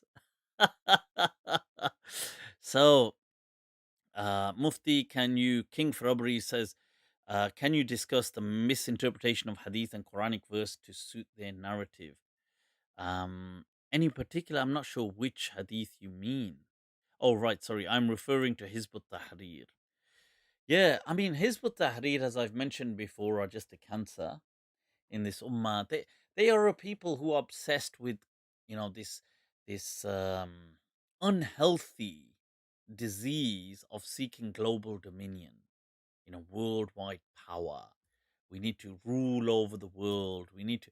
They have this false sense of nostalgia that maybe Muslims did this in the past, and we need to do this, and so obviously when you kind of feed all of that to young people, especially young men, hormones are all over the place, testosterone and control, power, and then it can derail people. They spend their lives in this kind of cult, and then later on you realize, well, and then you become embarrassed to let go because you're so invested. Like if I've spent 15 years in a cult, it's a very big step to move away, because it's basically admitting that I was stupid enough, or I was naive enough to become, to be beguiled and to be kind of misled for 15 years. I wasted, you know, that, as Mir Taqi Mir says, that usi se dur rahe asle mudda jo tha. That what the real thing we were meant to do, we stayed away from, like we missed it. That we gay ye umre aziz raigam. Allah, says how this, like, and he goes like he kind of like one of these like he says that this dear life of mine, it went to waste. That this is such, these words, the remorse is so hard hitting. Like gay ye umre aziz, dear valuable life of mine, raiga, he just, I guess I wasted it. It's a big thing. It's not. And it's the problem with anything. You get so, if it's in waste later on, it's difficult for people. But yeah, there's a lot of misinterpretations with misinterpretations of the verses of the Quran. But there's a lot of this stuff online already. If you look it up, all the evidences they've already been refuted. Mufti, can you please talk about stimulation? अबे कितना stimulate करोगे यार? You just want overstimulate. How much stimulation are we going to do here? We need to. Mufti, why did the Ottoman Sultanate replace the head of courts and schools with Hanafi ulama? Was it to solidify their position of power?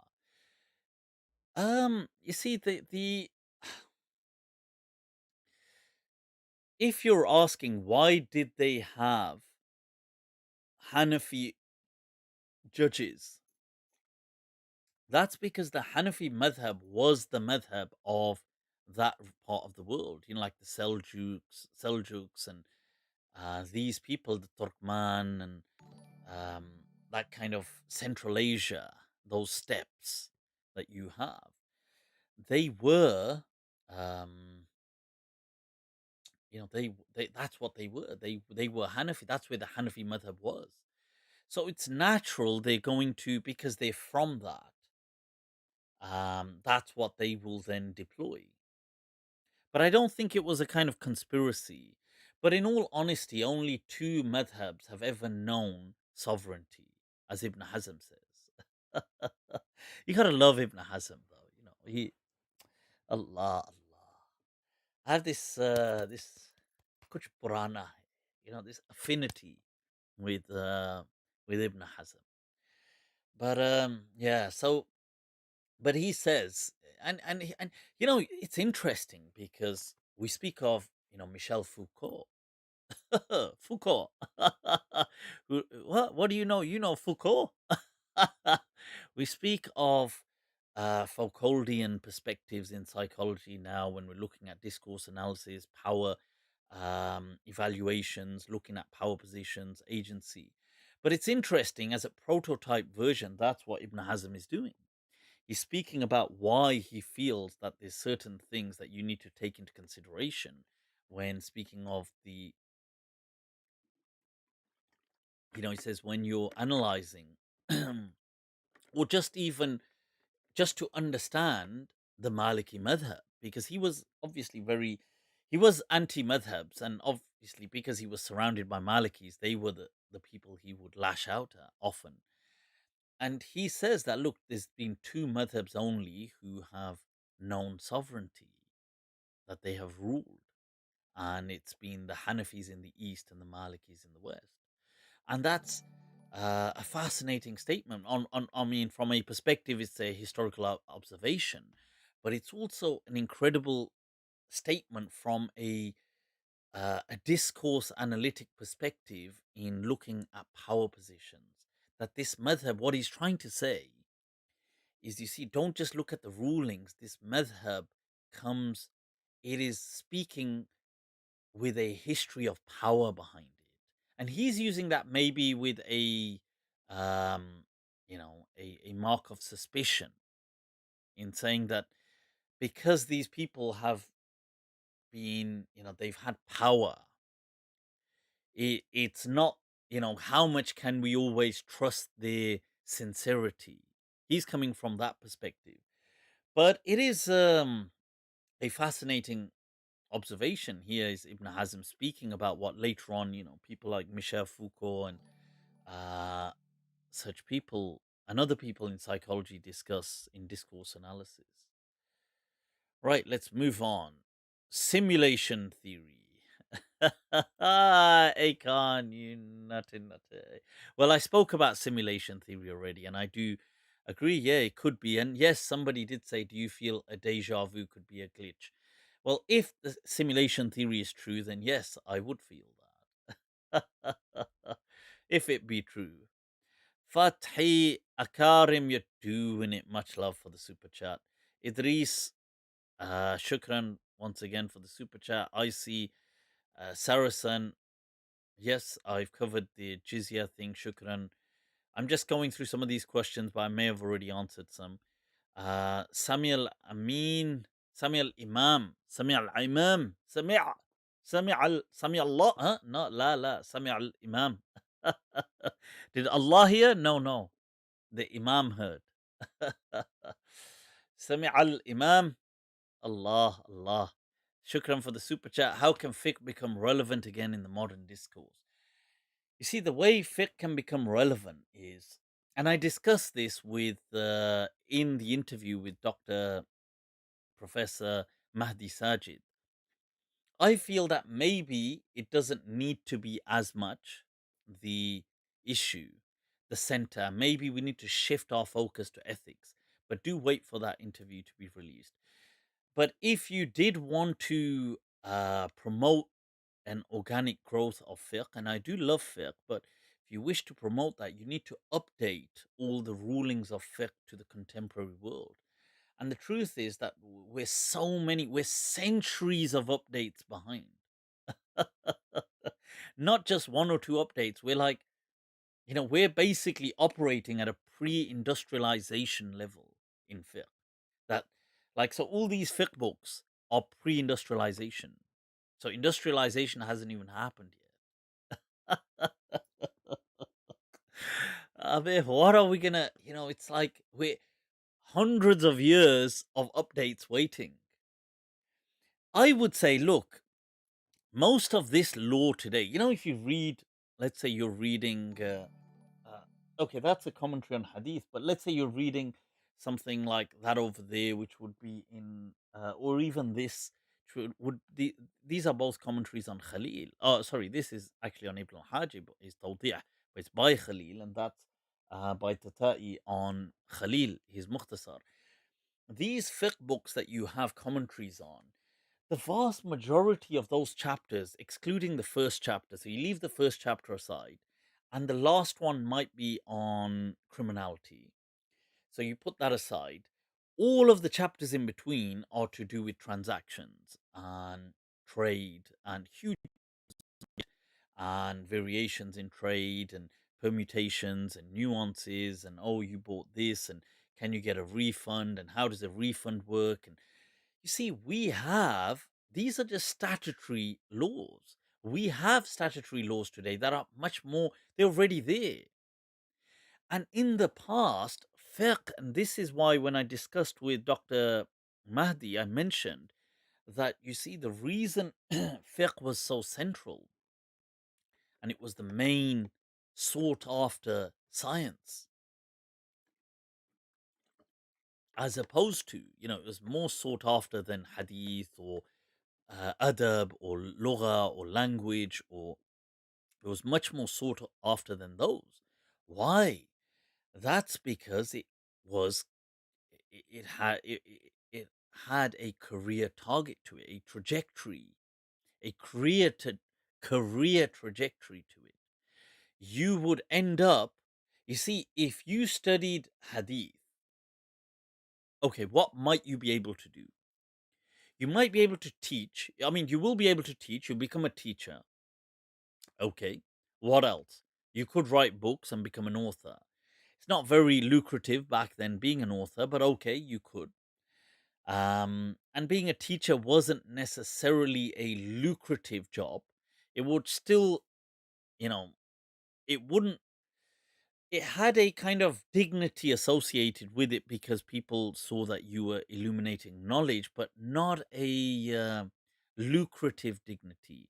You may be able to be, you know, I know today we say you may be able to be patronized, but I know we use, to patronize someone negatively today, but the thing then was patronage was to be able, where somebody basically gives you a grant. um so they say, I want to support your work, and therefore, and the way they did it in the past, the way they gave this was called awqaf, waqf, endowments. And the way they did this in the past to scholars were, when people were dying often, sometimes when they were alive, but they might think, when they were in old age, and they think, yaar, maze to kiye hain, yaar, we chilled throughout life, but now that I'm dying and I want to do something good before I move on. So what they would do sometimes is, if they were wealthy, and wealth back then, remember, it wasn't money, it was assets and real estate and crops, and in societies that were agrarian. Agrarian people. Oh, you thought Mufti don't know agrarian. So societies that were kind of basically based on, crops and farming and farmlands and all that stuff. These agrarian societies, people might have loads of lands and crops and loads of separate fields. And so what they might do is say, that whole cropland that I've got here, this I'm going to set as a waqf for a particular madrasa, or a particular, let's say, even a scholar, let's say, or certain, like they might do something like that. Usually they wouldn't do to, it may not, I mean, it may have been to individual scholars, but in the past they may have done it to households. Like this household of knowledge, I'm putting them in, like this is a trust, like we say today, and they are the beneficiaries.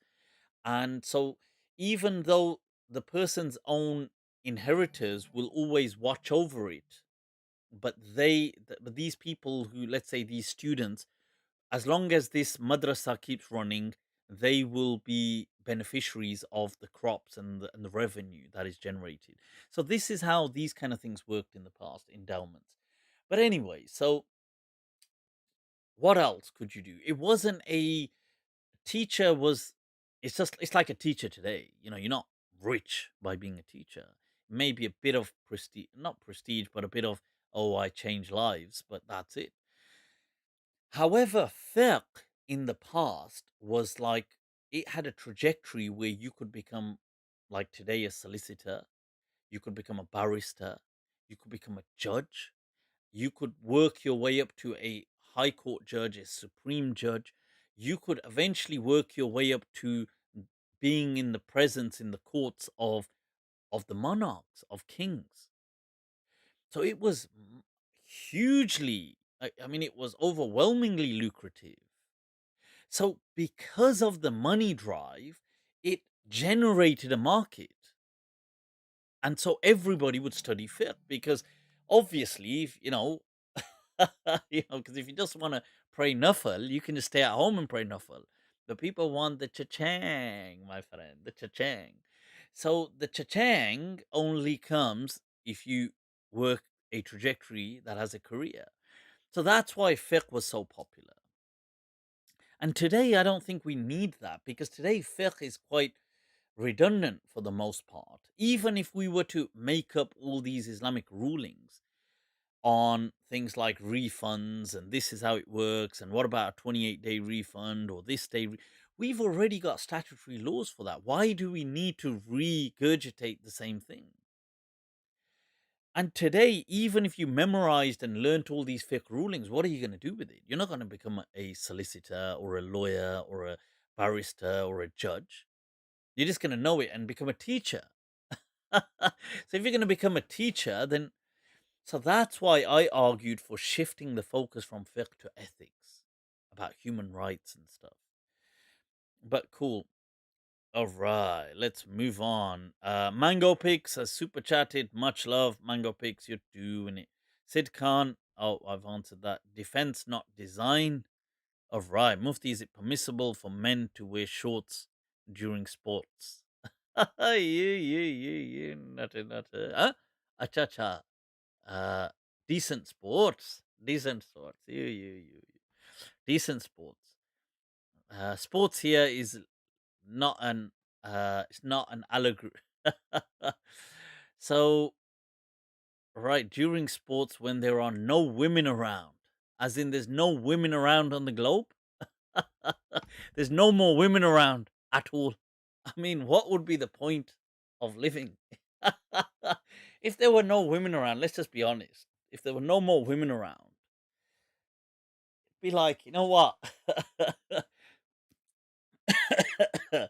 What's the least discomforting way to go? All right, people. Where's that gun? Where's that handgun? Is that the least? What would be the least? I don't know. Sometimes I think. Huh? No, I don't. Relax. So, but life truly would not be worth living. I don't know. I mean, that would be an interesting discussion. I wonder what the people think. Would it be worth living? Maybe other people would be like, of course it'd be worth living, yar. What are you on about? uh, let's keep moving, people. Next question. Mahfuz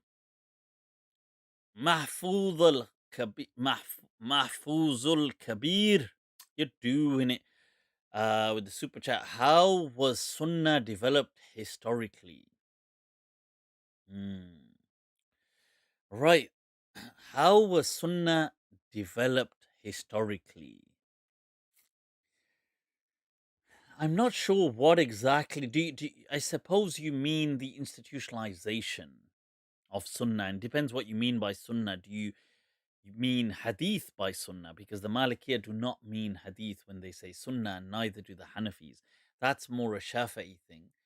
The Malikiya, Imam Malik saw the Sunnah as the guidance by the Prophet, the teachings, the added teachings, the kind of the periphery around the Quran, explaining it. That was the Sunnah. Hadith were documents that people alleged. So he saw them as two very distinct things, and often quite suspicious of Hadith, but not of Sunnah. And Abu Hanifa was the same, but Shafi'i was radically different. He saw them as the same, synonymized them, and considered every single hadith to be a sunnah. In his words, famous words, إذا صح الحديث فهو مذهبي. Not his final words, but that would be interesting. Our final words. Whose final words were, hey, what's the worst that could happen? Final words, hey, what does this button do?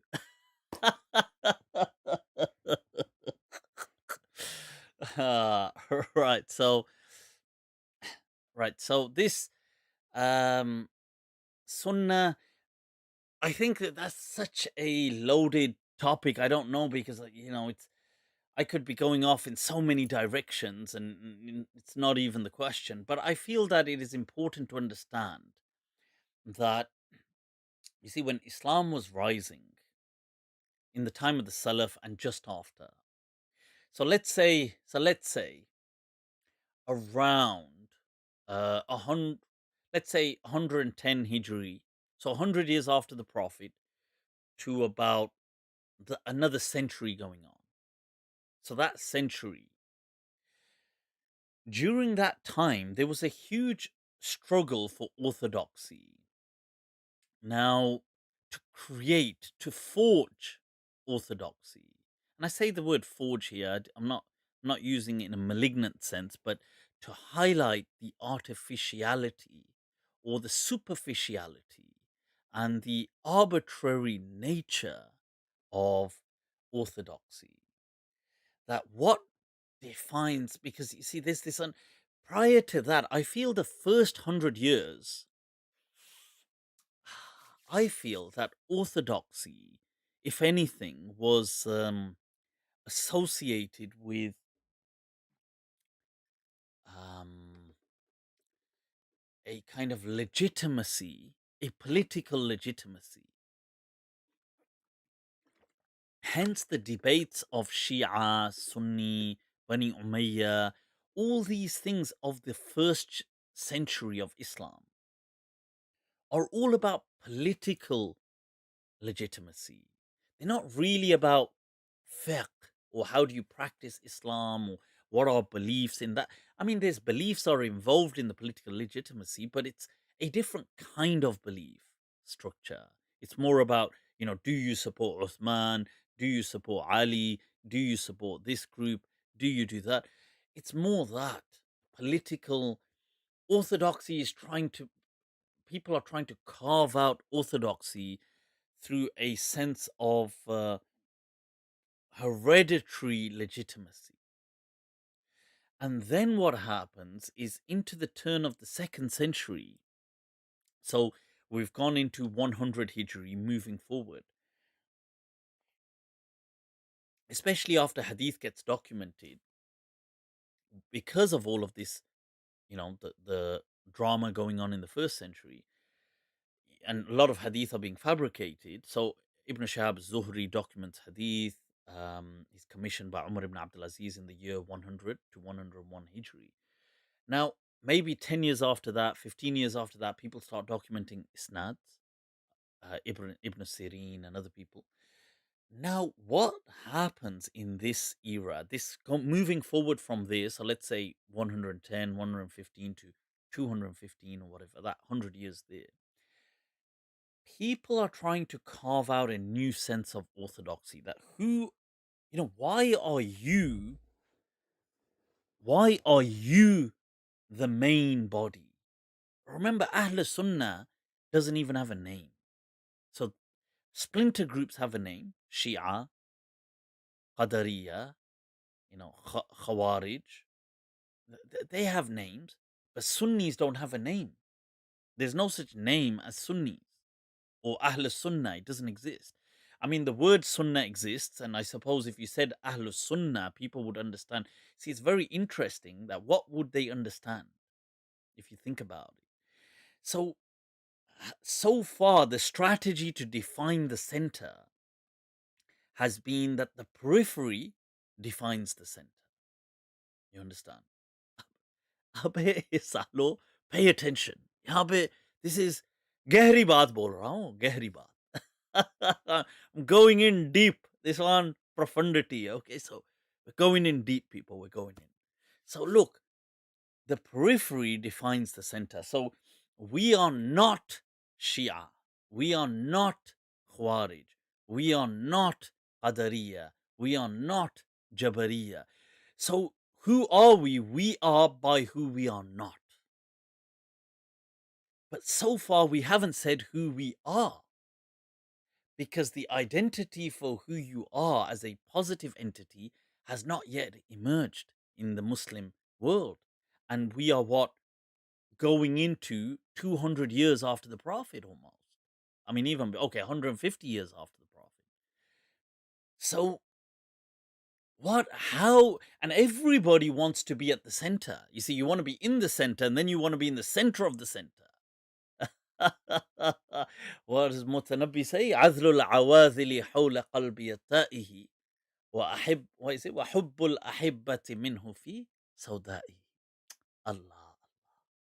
You see, like in you have the heart in Arabic, and then you have there's a phrase, like they use it idiomatically, that swayda or sauda ul qalb, and not sauda like in this sense, like because sauda means black, but what it is they would say the tiny black dot. So when you open up a heart, I mean, cardiologists will know better nowadays, but as the Arabic um, legend generally explains it, that within the heart there is, if you open up the chambers, a black spot. So when people would say, like in English, we say from the bottom of my heart. So in Arabic, or not bottom of my heart for gratitude, but here they would mean it more, from the innermost part of my heart, like meaning what's absolutely dear. They would use the phrase "swaydaul qalb," that from the small black spotted part within the heart chambers or within the heart. So yeah, so that's Mutanabbi says wahubbul ahibbati, and the love of people. He says, people who hate on me, their things are just external. They are outside my divana heart, my crazy heart. He says, Azlul awadhili hawla qalbi abe saleh. He says, hawla qalbi they are around they don't penetrate the heart. Wa hubbul ahibbati, and the love of those who I love. Minhu fi sawda'i, that is deeply entrenched within within that black spot within the heart. So yeah, so people don't just want to be in the center, they want to be in the center of the center. That follow me, I'm upon legitimacy. Now, how do you define that? So what they would do is, obviously everybody's saying follow me, like Imam Malik.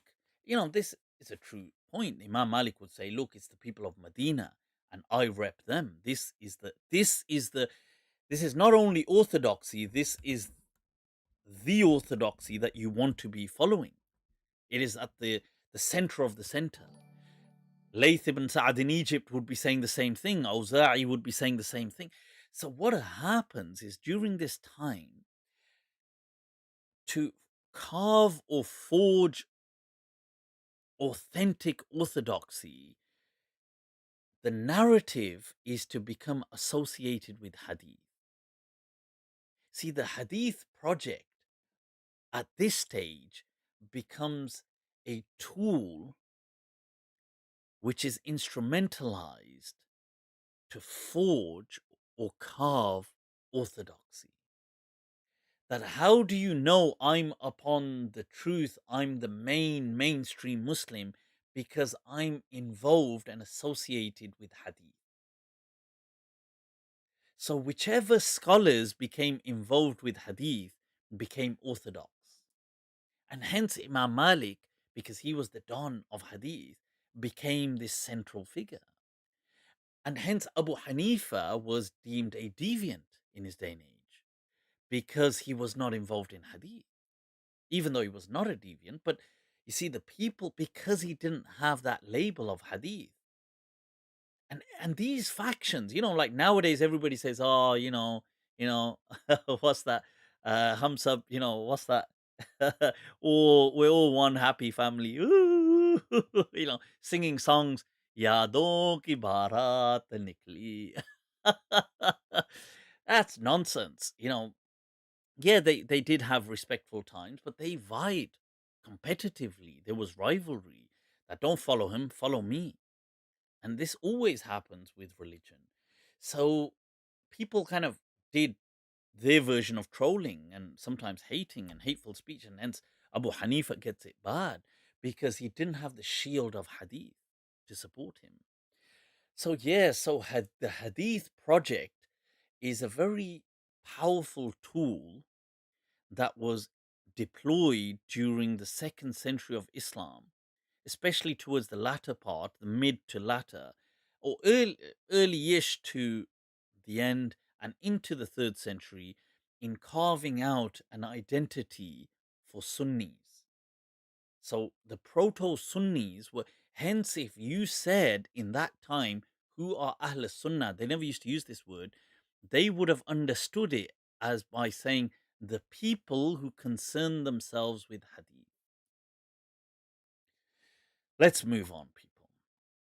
Aban al Rakabi says, doesn't zawaj mean marriage and nikah mean sex? Yes, that is true. Zawaj, qiran, all these kind of words are used, but nikah is also used for marriage as well. You see, in contemporary Arabic, I kind of differentiate. I see nikah more as the Islamic thing, and I see zawaj as the kind of ceremony that maybe it could just be secular, it could be non-religious, it could be religious, but it's the ceremonious event and the statutory, the civil, the that kind of marriage as zawaj, and I would see that's today, and I would see nikah as the Islamic marriage. Out of all hadith out there, Oban, much love for the super chat. How many do you think were real and true? I don't. I think hadith in totality are probably what, maybe about 5,000 hadiths. Some people stretch it to about 7. Claire Jones, much love for the stars. All right. Derek Lucky has followed. All right. Lucky, huh? How you doing? Golden Calf has super chatted. Salam Mufti. Many Jews claim that the Pashtun people are one of the lost tribes of Bani Israel, sent into exile by the Assyrians. Thoughts? Yeah, I mean, in Pakistan, they did used to say that. They say, "Yaar, ye Bani Israel," the Pathans, they used to say, these are the lost tribe, one of the lost tribes of the Israelites. Is it true? It's not true. I don't think so generally. So the way, there's actually been quite a bit of DNA research that has been conducted, especially in India and also Pakistan as well, because these places, it's interesting, places that are obsessed with things like castes, and lineage and that kind of stuff. There's a lot of DNA stuff that has people have been testing out their DNA and am I superior to this person or am I what? And they're not. It's like in India, they did a lot of the kind of DNA analyses to see that, the lower castes, are they totally different people, or and they're not. They were indigenous Indian people, many of whom may have come from the Dravidian origin, which was of the indigenous people of India, you see. And in India, they split.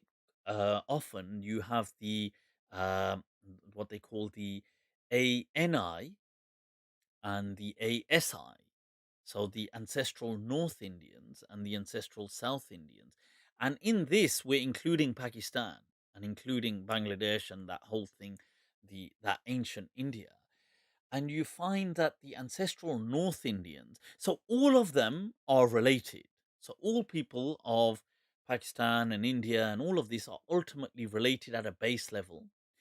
But then the ancestral North Indians usually have the R1 uh, haplogroup, which makes them Indo European.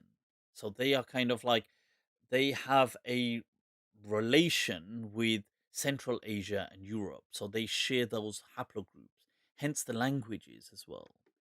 And ancestral South Indians don't have the R1 gene. So they are of a purer Dravidian origin. But they are still related, but yet it's weird because there's enough differences as well. Like, so it's, and obviously this is what causes the huge fuss in India. But anyway, I get distracted. So what they've done in Pakistan is, in several places they've done an analytic kind of DNA overview of several different samples. And what they found is, mostly, for the most part, Pakistanis. And I mean, there's different. So I know the Balochis, they will slightly disagree. I mean, not they slightly differ, but for the most part, a huge part of Pakistan, they share a similar kind of haplogroup. It's that ancestral North Indian haplogroup, um, which is usually that kind of R1 marker that comes on. And then they differ amongst themselves, obviously, and they have different things. But there was a group from Hazara. Now, Hazara people, surprisingly, had a completely different haplogroup to them. And that was quite strange that they didn't understand why, just in the middle of nowhere, this group just seemed to be completely not related genetically to, from a haplogroup perspective to the surrounding communities where all the other communities are kind of related.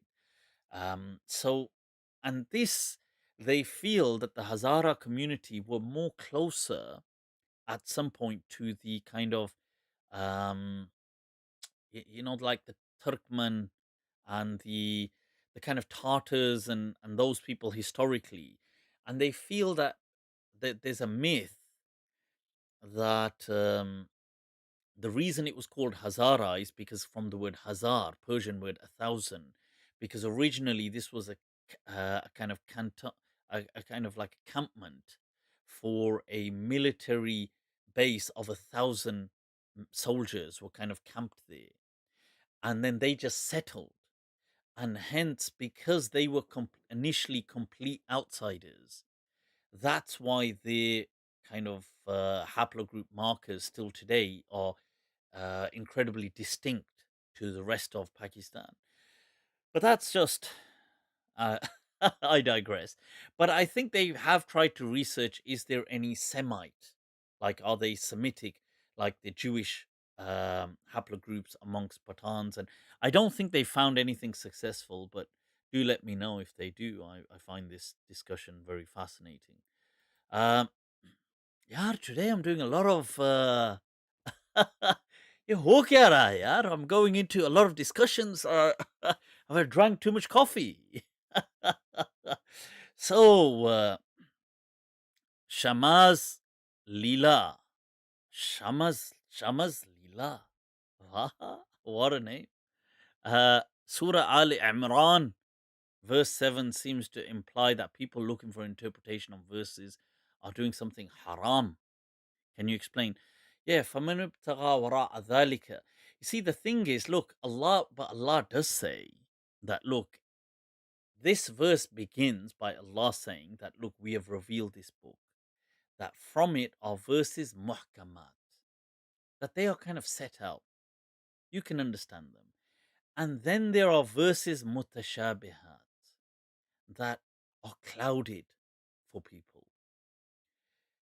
That, and only the rasikhuna fil ilm, those of sound knowledge, know its ta'wil. That ta'wil, they know its understanding. But there are others who have like a disease in their heart that seek out a different interpretation for it. Now, this verse presents several challenges, not essentially, but to us later on, because you see, when we read into this verse, we read into it with too much post Islamic tropes. Okay, there's a lot of Islamic post, so like the post Islamization period rhetoric and tropes and usage. So, for example, when the Prophet was amongst the Sahaba, several words didn't have meanings that we understand later on. So, the post Islam occurrence, certain words took on certain meanings, like ulama, scholars. Scholars means the clergy. But in the Quran, it's not talking about the clergy. Who the hell were the clergy in the Prophet's time? It didn't have that meaning. So when Allah says, إِنَّمَا يَخْشَى اللَّهَ مِنْ عِبَادِهِ الْعُلَمَاء, that really those who have true kind of an apprehension of God are those who are people of deep knowledge. That word ulama is used.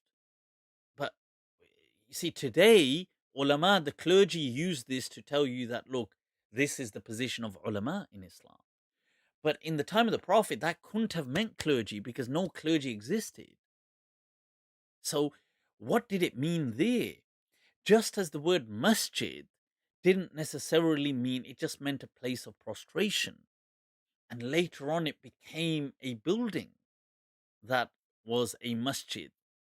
So, what I'm trying to say is there is a lot of post Islam occurring, a post Islam occurrence uh, that several understandings or terminologies, the nomenclature, people, the nomenclature is basically the kind of the buzzwords of Islam that that happen. They all happen much after the Prophet. So words like fiqh, words like hadith, well, these are like the Islamic buzzwords, the technical term nomenclature. These tropes, these kind of words that appear, this rhetoric, this usage, it is post-Islam, once Islam has been established. So this verse contains a lot of words that become later buzzwords to mean different concepts. So words like, for example, mutashabihat. So 200 years later, people start using the word mutashabihat to discuss theology, aqeedah. So mutashabihat are those verses which are to do with God. But 100 in the time of the Prophet, mutashabihat wouldn't have meant that because that discussion hasn't yet happened. So ta'wil, 200 years after the Prophet takes on a meaning that how you interpret verses of theology, of belief to do with God. That's not what the word ta'wil meant in that verse. It just meant the interpretation. So this is the challenge in reading this verse, that we are applying so much, we've got so many filters, the post-Islamic filters, and we have to remove them. In my understanding, these verses would have been referring to things like when it comes to, for example, considering dissing other Muslims, their iman, like how when the Khawarij appear, this kind of mentality, though, because there are verses in the Quran that say things like, oh, if you do this, then you're forever doomed. So people may be taking that literally. People who may be misinterpreting certain words. Like, so for example, there was a verse in the Quran, um, where Allah says, that you, to the non-Muslims, the kuffar of Mecca, you and what you worship are doomed, for you, it can go to hell. You and what you worship. Now, some of them said, but some people amongst us worship Jesus. That means Jesus is going to hell. Because this verse can also, because you said you and what you worship. So Jesus, because they worship Jesus, that means Jesus too is going to hell. Now, this isn't what the verse meant, but if you were to apply an interpretation, you could do that, but it's a wrong interpretation. That's what this verse was referring to, people who are doing things like that. I hope that helps. Oban al-Rekabi, Mufti, what is your opinion on Muhammad Shahrur and his opinion, the Quran, morality, and critical thinking, critical reasoning? I haven't read his book, but I have watched several of his lectures. Those that I could understand, because sometimes his is it Egyptian or sorry, his dialect, I think is actually maybe Syrian, but his dialect can come off a bit strong. But sorry, I have watched and I have read a lot of his fatwa online, but not his book. So many of his fatwa are very fascinating, very interesting, very thought provoking. I do like them, I enjoy them. But I haven't read that book. Salam Mufti, Sabur Abdul. Have you, I think that name is backwards. It should be Abdul Sabur. Salam Mufti, has the Quran ever been changed? I read online that there's no manuscript of the Quran before 1924 that looks exactly like it does today. I mean, there are manuscripts of the Quran right down to the manuscript we have, but it's not of the entire Quran, but several pages, which is known now as the Birmingham folio that we have right here. All right, where Mufti Abu Layth al Maliki himself resides, people. Allah. Right, so and those verses did correlate, but you have to remove, obviously they didn't have vowelings and dots. So, you know, what I'm trying to say is there are different, whether they're going to be from parchments, whether they're going to be from papyri, or whether it's going to be different things along the way. There are several things that we have, but they may not be the complete going. It depends how far back you want to go. But there are several. You do have complete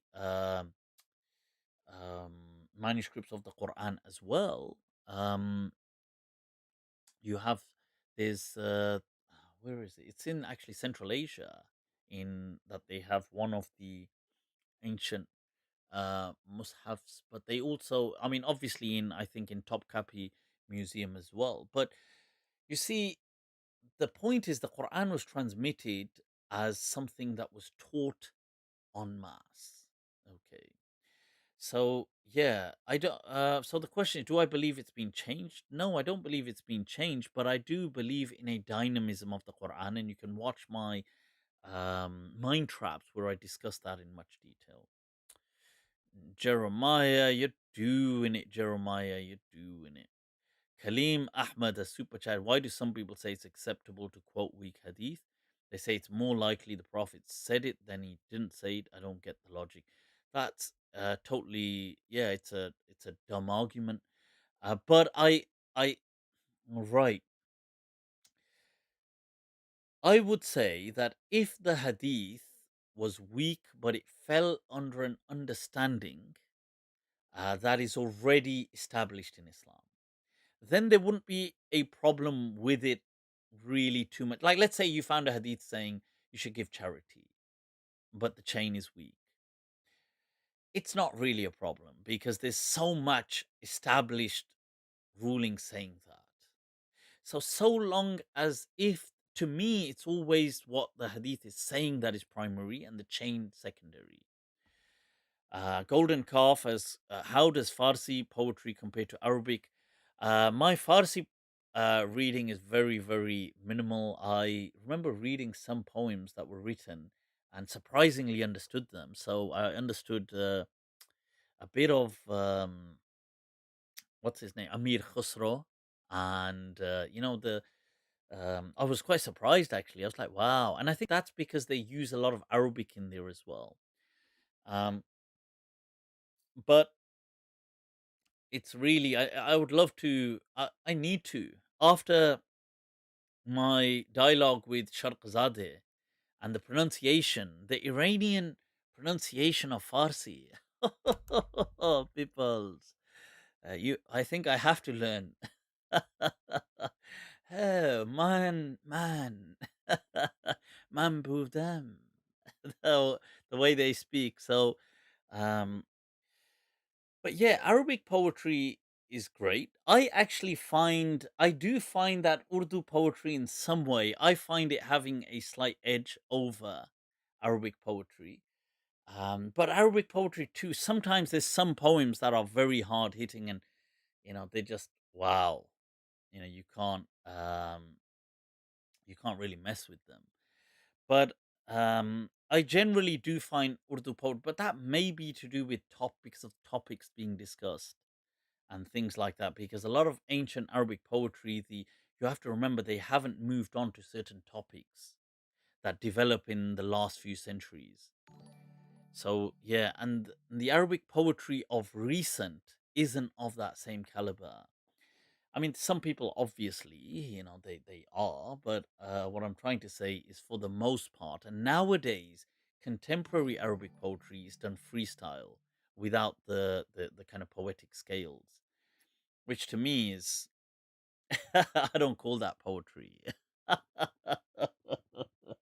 I consider that absurd. Like, that's just speaking words, just saying words that are just sound nice. I mean, it is prose, it's not poetry. But yeah, so that's all right. Some more Sabur. Abdul has super chatted again. Much love, Sabur. You're doing it. Sahih Bukhari, Book 6, Volume 61. Huh? Volume 61? What the hell? Volume 61?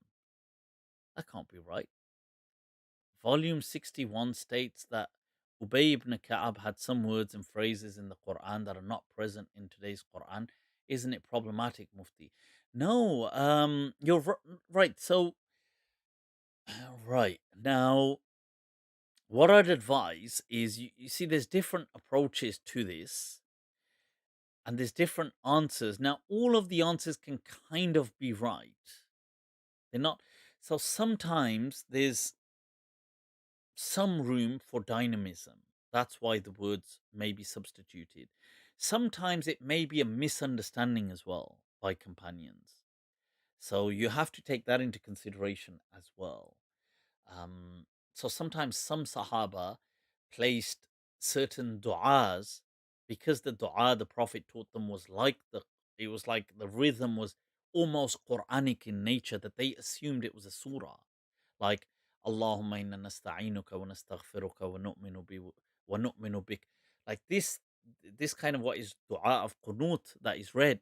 Some companions placed that as a little surah, thinking it's a surah of the Quran, but the others didn't, and they said that it was just a du'a, it wasn't a surah. So that's a plausible answer. Sometimes people do just make mistakes. There is also the dynamism. Do watch my MindTrap with Dr. Khalil Andani, and do check some of the earlier mind traps I did on the Quran. There is with, of course, Dr. Shehzad Salim, where we discuss his theory on all of this as well. Do check that out. Mo Mallard, does Islamic economics really exist? No, I don't think so. I think the- uh, you see, what Islamic economics means to me, like how I understand that term, is basically saying that there should be some ethics to economics. As in, greed shouldn't just run mad. There shouldn't be mad exploitation. It's basically these kind of ethical axioms. And that is generally accepted. It's not, people do, I mean, especially nowadays with the civil rights movements, sorry, not civil, but the rights movements, um, as a reaction to communism, but giving employees rights, making sure there's statutory safeguarding, making sure there's a greater framework. These things do exist. The only reason people say about economics, Islamic economics, is because of riba. And I don't feel that the riba of the Quran is about interest. It's more about loan sharkery. Wow, all right. I've caught up with all of those people. Wow. That's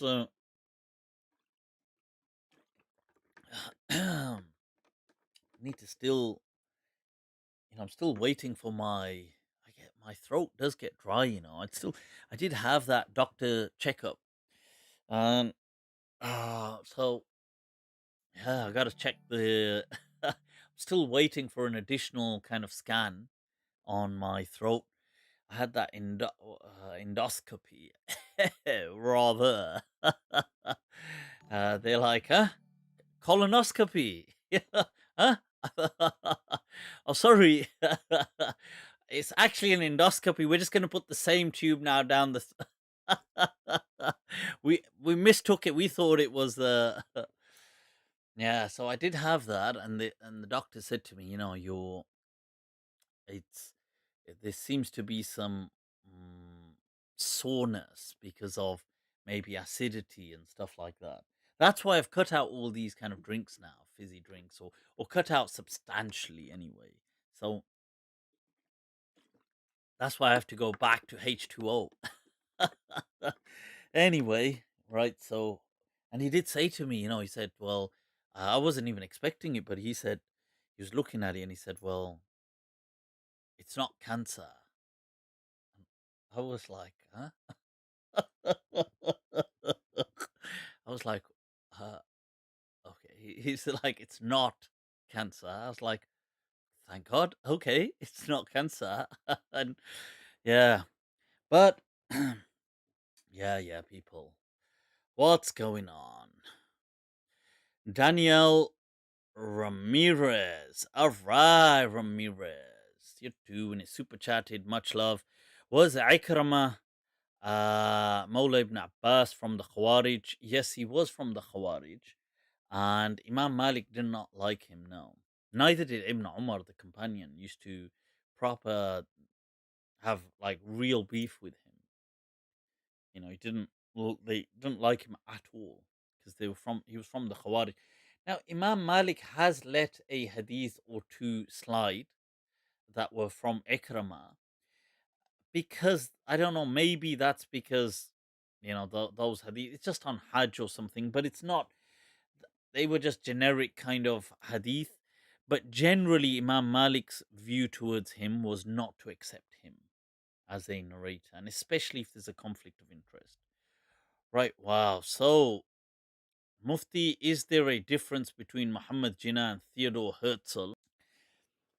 See, yeah, because if you're gonna look at it from I thought I'd spilt a drink there, I haven't now. So, if you're gonna look at it from Israel's perspective, or I mean, sorry, let's just for a moment pause, remove ourselves from religion and everything, and look at it just from an anthropological perspective. So we're not right now. We're not in any speaking from religion, race, nothing. Imagine we're aliens just observing anthropology. To be fair, Israel has definitely, uh, from a human perspective, pulled off a very great, a very whoa, like the feat that they've pulled off, the project, the Israel project, has been a huge success. And it's not only a success in terms of they managed to restore a land, a territory, but obviously they became quite a superpower in doing so. Although that's just because America backs them, but they did achieve that status. Um, Also, I'll tell you what, I am actually quite like, and this is from that anthropological perspective, because they are tainted in a lot of tyranny and blood, so much blood on their hands. But the thing that I have to, if I divorce all of that for a moment and just look at this from an anthropological perspective, I am very wowed by the fact that they've revived a dead language to the extent that everybody speaks it. I mean, as a human, um, as far as human accomplishments go, that is bloody difficult, man. That pulling off a project to make everybody speak a particular language within just 50 years. I mean, it's very unlikely you can do it, but they did it, and that is one thing that I do have to say that wow, as a human being that they because I wouldn't have even thought that that was possible. Like, let's say tomorrow Pakistan said, let's just say Pakistan said, "Oh, we want to speak Arabic." And Arabic exists. Arabic already exists, so it's not even like you have to make up new words. It already is a living language. Even in 50 years' time, you could never get the whole country speaking Arabic. I don't think you could, unless I mean Okay, I mean, I don't know about impossible, but it would be a next to impossible. It would be an incredibly, very difficult task to pull off. And the, because because the question would be, okay, what you'd have to do is everything, but you'd have to, you're going to import. Okay, today it's a bit different because we've already got Arabic speaking channels. Let's say somebody wanted to learn Spanish, so you've got loads of movies in Spanish, you've got loads of this, you've got curriculums, you've got schools. But you see, with Hebrew, what they did was they had to create a lot of it because it wasn't it was a dead language, so it didn't have words for, and you need it at a level that you can run a country by. I mean that I'm telling you, from because I'm into languages, is a very hard pull off. But yeah, obviously it's a it's a tragedy that these are the same people that pull this off, that are such tyrants and oppressors, that they brutalized an entire nation, and the Palestinians, and killed them and tortured them and butchered them and committed genocide, uh, with such impunity. They don't just don't care. They have that attitude that I was saying earlier on about don't let people bully you into beliefs, but they have that I don't give a damn, do whatever the hell you want. And they've used that attitude despite being victims in the very recent past, despite being victims of aggression, oppression, and brutal tyranny.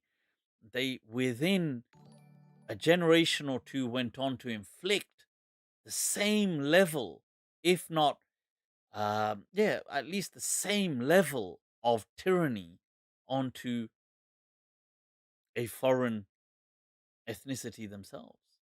It's wow. It's there's so much in this story to take away poetically. The tragedy, the accomplishment, the betrayal, the human failing of compassion, yet the success of human willpower to pull it off. They pulled it off, and it's a very, it's a powerful country today in the Middle East. Um, Yeah, so that's as an anthropological perspective. Uh, right. Okay. I think of somebody's asked. Some modern Jews actually borrowed European racism.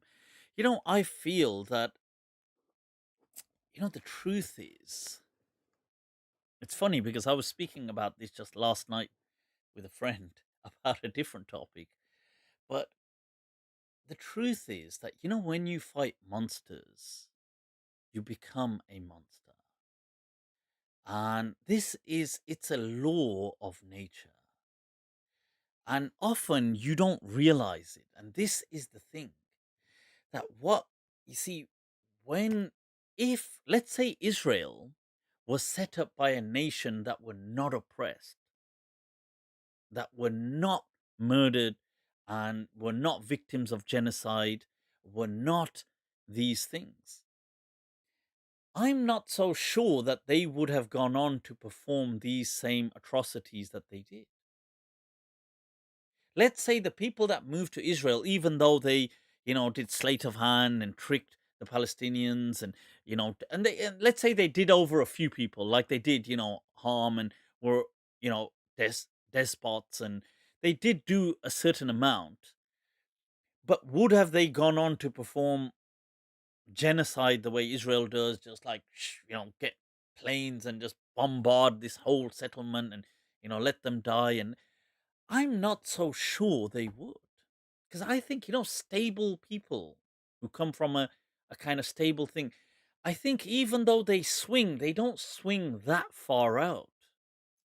I could be wrong, but this is my perception. I feel that people who've been beaten so bad, and they've been tortured, or they fought. When you fight something dark, like within, you keep fighting it, you keep fighting it. That darkness consumes you. And even though you're fighting a good fight, but it kills off some of the light that you have. because it's an inevitable trade-off. And because of that, you lack compassion and you become quite bitter, and which then when you swing back the other way, you can swing atrociously.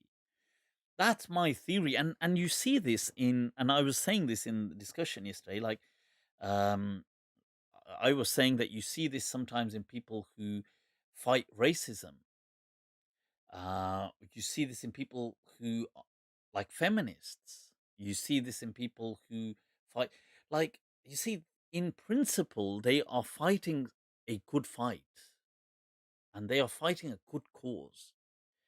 And this is something that needs to be raised. But what happens is when you constantly become, like, it subsumes you, like you become consumed by fighting monsters, people who are just racist or people who just hate on women or misogynists. These women are just fighting them, that what happens is it results in these women just hating men, or it results in sometimes just inadvertently becoming racist yourself towards, let's say, you're fighting racism, which generally, for the most part, comes from white people, and consequently, you just become racist against white people. And this is where I feel that, the words of Nietzsche, they could be written in gold when he said that, beware, that he said, when you stare into the abyss, into this darkness, know that the darkness is staring back right into you. And beware when you fight monsters, lest you become a monster.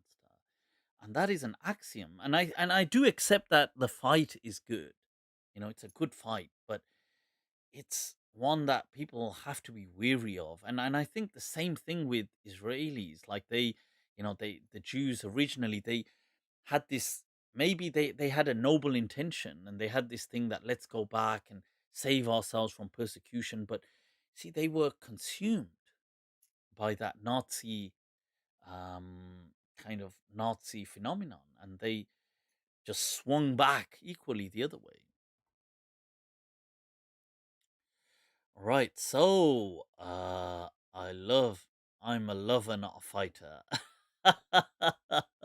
Exactly, yeah. This is why I say that, you know what, just chill. Don't you see? This is why I'm weary about, like, I'd say to people who become too consumed in these kind of projects, that they are good projects, but yeah, chill, enjoy life, yeah. Ah, so what is going on? Gora Chacha says, I like femininity too. Yaar, we love femininity. Ye kya like. No me gusta, me encanta. It's, we love femininity. What do you mean like? What this one? Like. So, right, people, you know what? We've gone on so much today. We've got to still. Casey has super chatted. Yeah, one, you keep super chatting, so I have to reply. I've missed some super chats here. Yusuf Ullah. Mia Yusuf Ullah. You're doing it, Allah. Some people, they have the surname Allah, like Allah. I remember once I got a work email saying that there was a message left, like somebody had said that, right, they said, Allah has been in touch. And I got the email. He said, Allah has been in touch and he's asking about this. I thought, huh? Allah? Acha, is raste se. Via, cha. Via the receptionist. So I thought we had a direct thing going on here. हो क्या रहा है? वो भी email में. I'm getting emails now saying, Allah saying, can I get back to him? Am I avoiding Allah? Tawbatan nasuha. So this is so I'd advise anybody that whose dad accidentally gave him the name Allah to change it For the love of Allah, change it. So, yeah. Yusuf Allah says, have you read Ibn Khaldun's Al-Muqaddimah? I've read parts of it. I haven't read the whole thing, but I have read parts of it. It is good. It's interesting. Obviously, you have to keep in mind it's written back then, and it's speaking about cycles of anthropology, really, of human development, how humans, especially of power, rise to fall, cycles of you know of dynasticism, almost like how do people rule, how do power that it runs in cycles.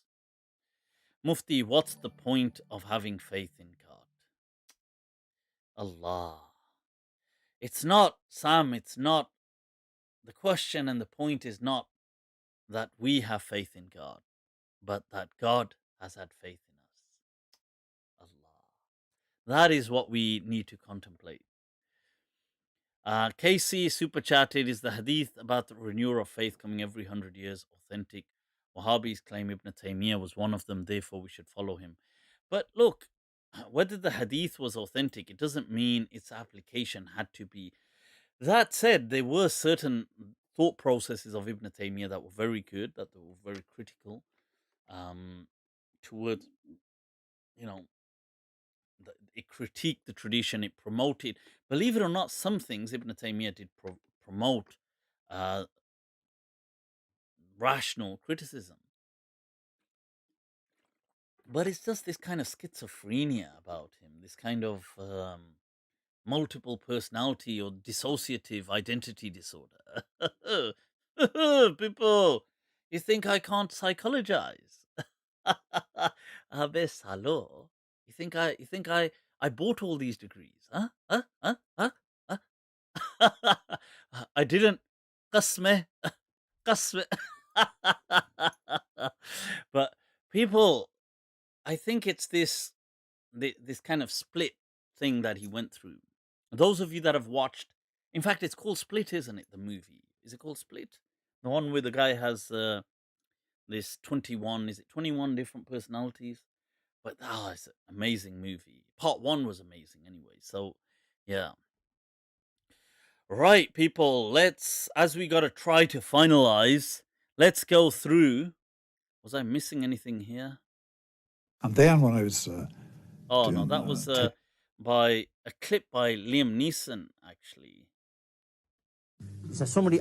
And then when I was doing Taken 2 in Istanbul, the call to prayer, the Muslim call to prayer starts at like 5 o'clock in the morning. So it's an extraordinary sound. Wow. So the first week it was like,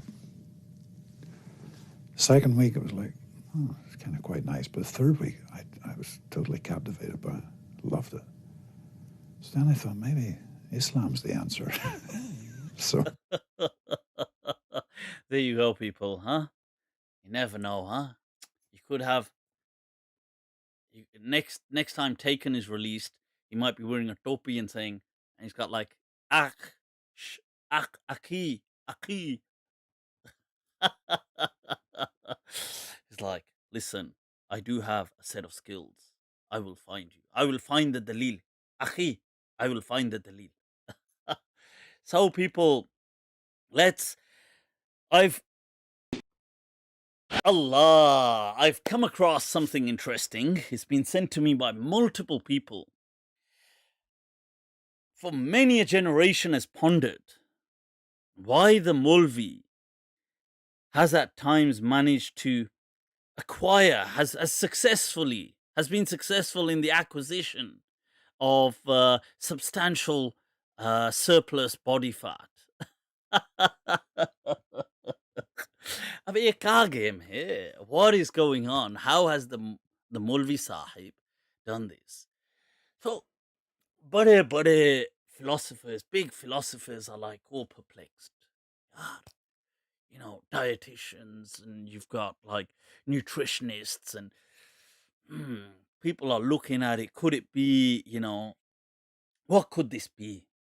Could it be a thyroid issue? Could it be hereditary? Could there be is it the diet? Is there too much, just fatty foods in circulation in the in the surroundings of these people? Could it be a sedentary lifestyle? What could it be, yaar? What could it be? ये लोग मोटे क्यों हो रहे हैं? मोटापा कहाँ से आ रहा है? Where is this fatty cells coming from, man? Where is one coming from? From the hamburger? Is it from the hamburger? Oh, tofa, ham. Gustachi, afwan, shama kijiye, shama. Is it coming from the burgers, from the kebab burgers? Doner kebab burgers, bro. Any got from the fries, chicken fillet, and chicken fillet, bro. Chicken fillet. Is it coming from? Where is it coming from? मैं जरा परेशान हूँ. I'm perplexed and bothered with this. As the poet says, Saqi, what is it? Jam ko zara tham.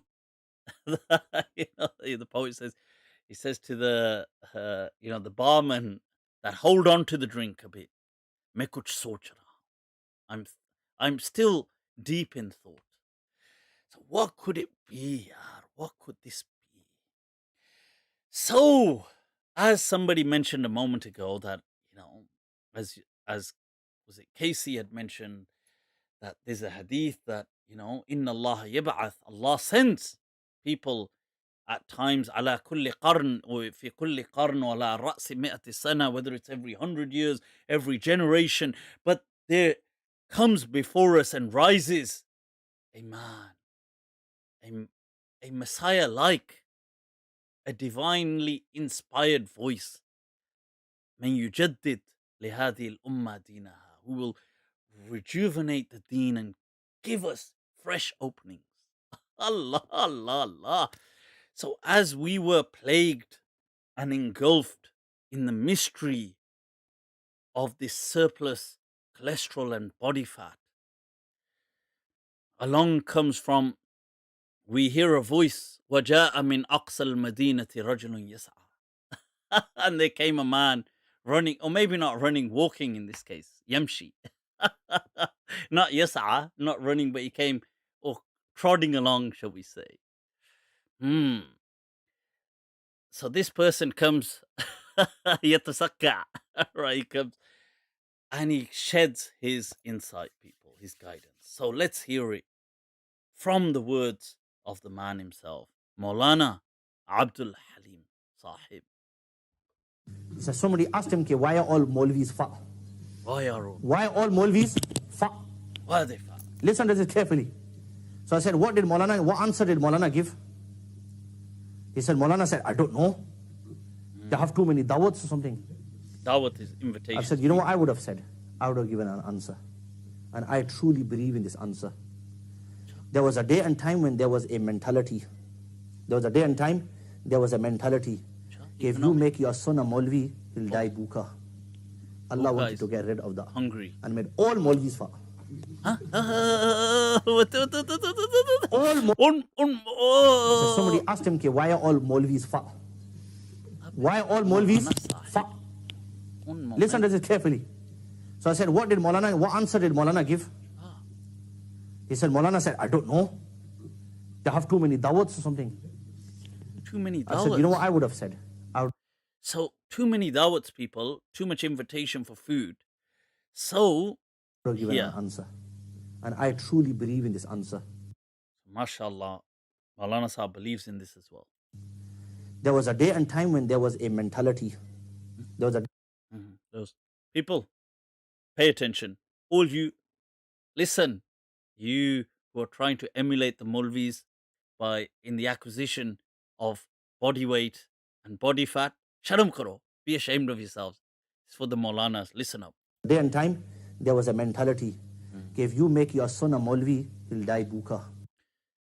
If you make your son a Maulvi, he will die bhuka. Bhuka is starving, out of starvation. Cha? Allah wanted to get rid of that and made all Maulvis fa. All Maulvis fa. Why to get rid of that? Okay, don't think to yourself, if you are going to make your beta Hafiz or your beta Alim that he's going to die of hunger, I'll show you. Allah's made them all fa. And I'm telling you, all of them, by the grace of Allah subhanahu wa ta'ala, you eat two meals a day, and therefore eat four meals a day.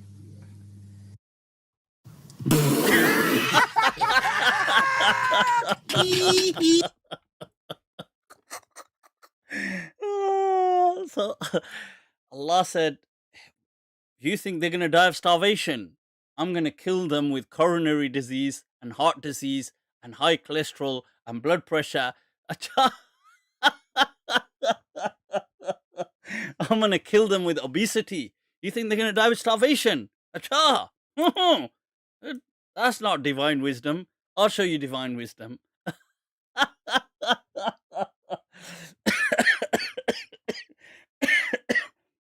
Divine wisdom is, have you heard of obesity? You think Maulanas are gonna die bhuka, hungry? Hungry. Abe salo, you're gonna die of indigestion. What would you peasants know about indigestion? You plebs. You guys have two meals a day. These guys, four meals, burgers, steaks, cow, fries, everything, four. You peasants, what do you guys know?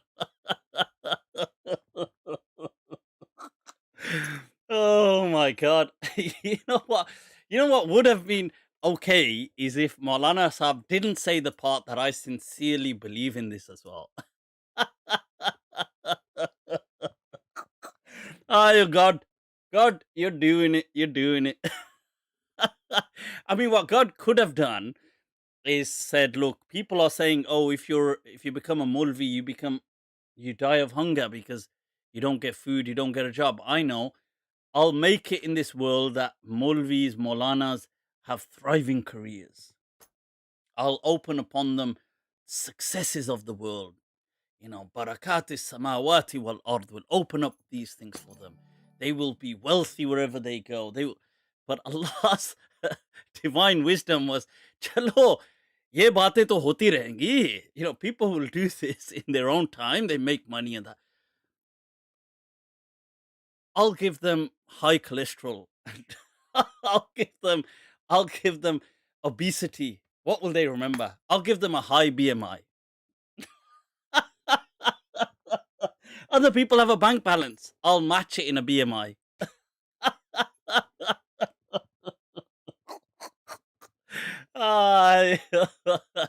You gotta love it though. Honestly, it did make me laugh though. So Maulana Sahab, if he kept it as a joke, it would have been well funny. But there you go, people. There you go. Right, that just brings us to one final piece we've got here from our beloved, which was we've got. Let me add a little bit of spice to.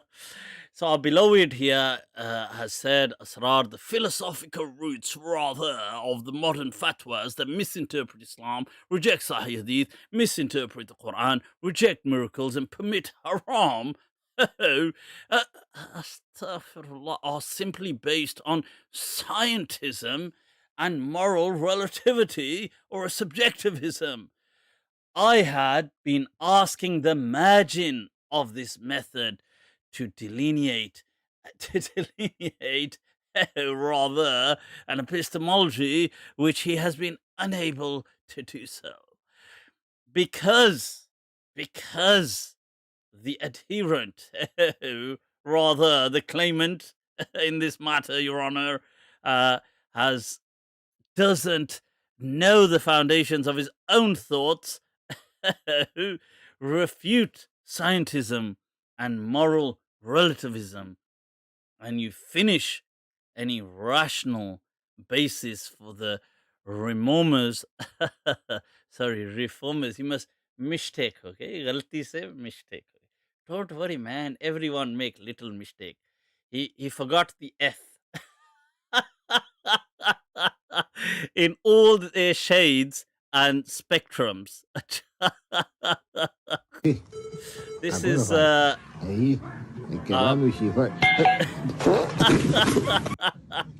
this is basically Shaykh Asrar explaining that. I got this, people. I got it.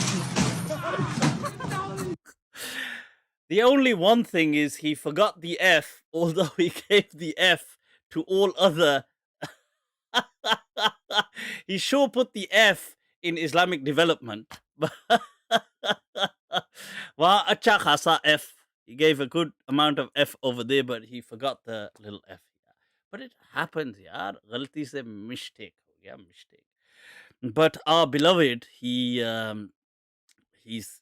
gave the opportunity to, people like me who treat everything as comical, to delineate my epistemological thought substrata, but I was unable to do so. Your beloved. Your beloved. Oh, no, sorry. I had to,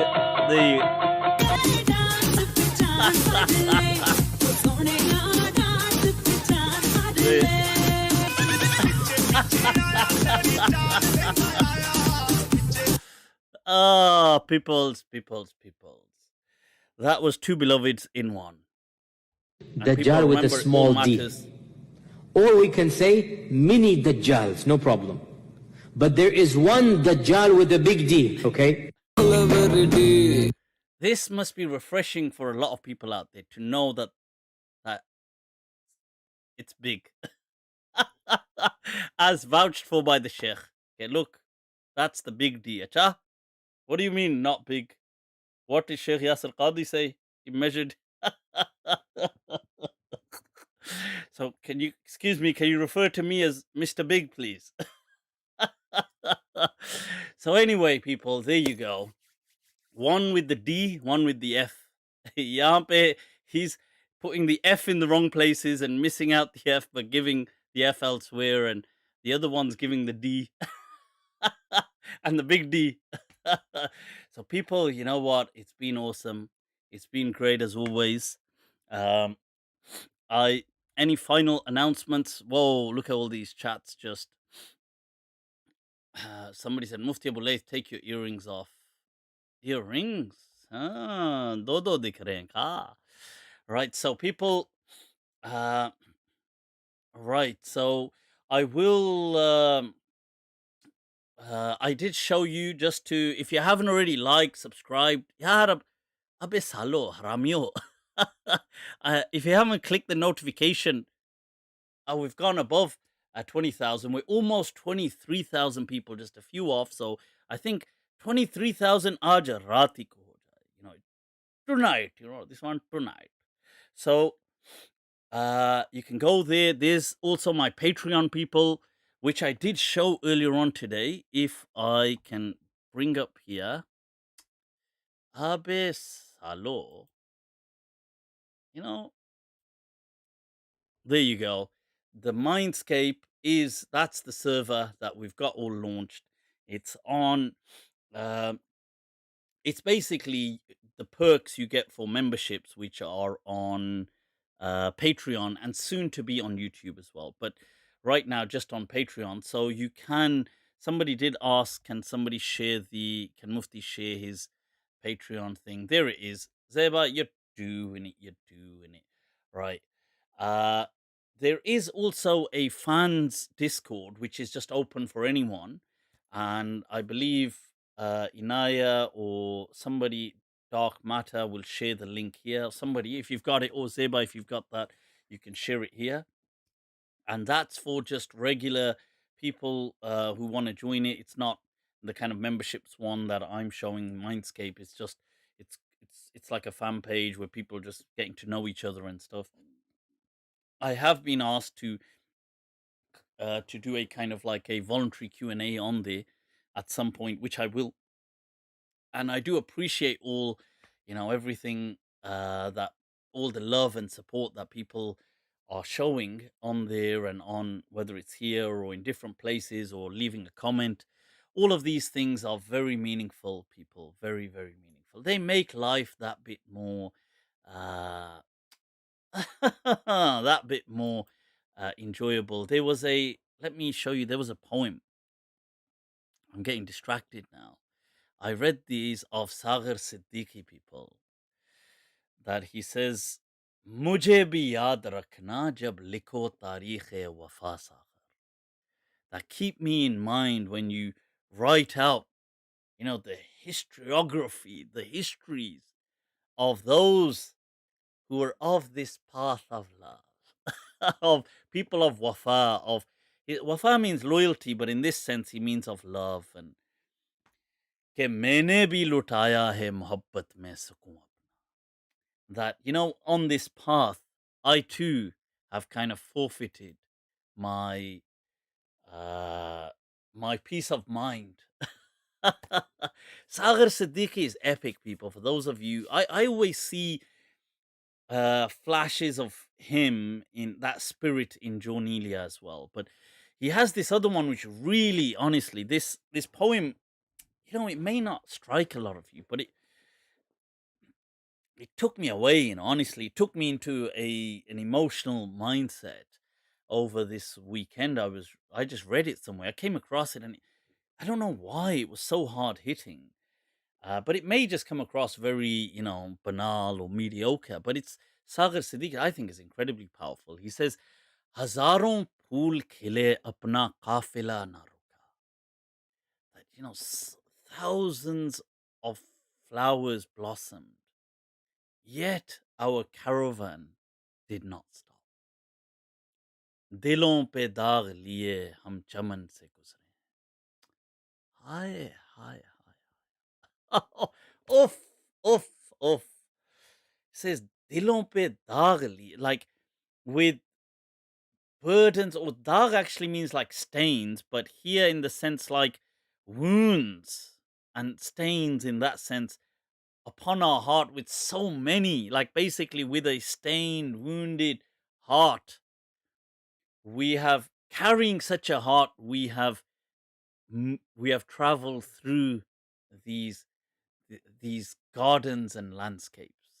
And I just found this so incredibly deep, because it's like that I had this thing in life and I kind of went for it, but there were many entertaining things along the way as well. And it's obviously speaking about sacrifice, it's maybe speaking about love. I mean, it could be speaking about whatever it means to you as a person. But Hazaron phool khile apna qafila na ruka, dilon pe daag liye hum chaman se guzre.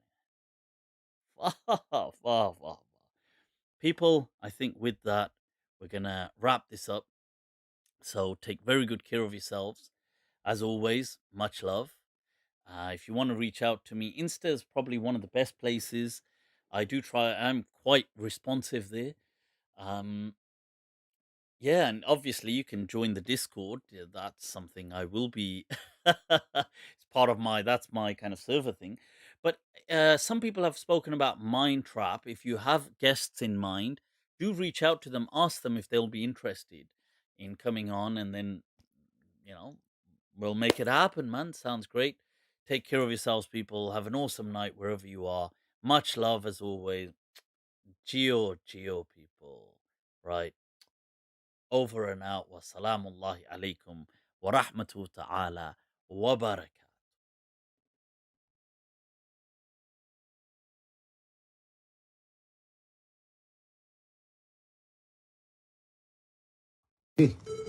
I got a vibe. I'm trying to switch this thing off. All right, people. Haram yo. Trying to leave. Go to everybody. Nafal tahajjud. Pray tahajjud. Change spirituality. This is not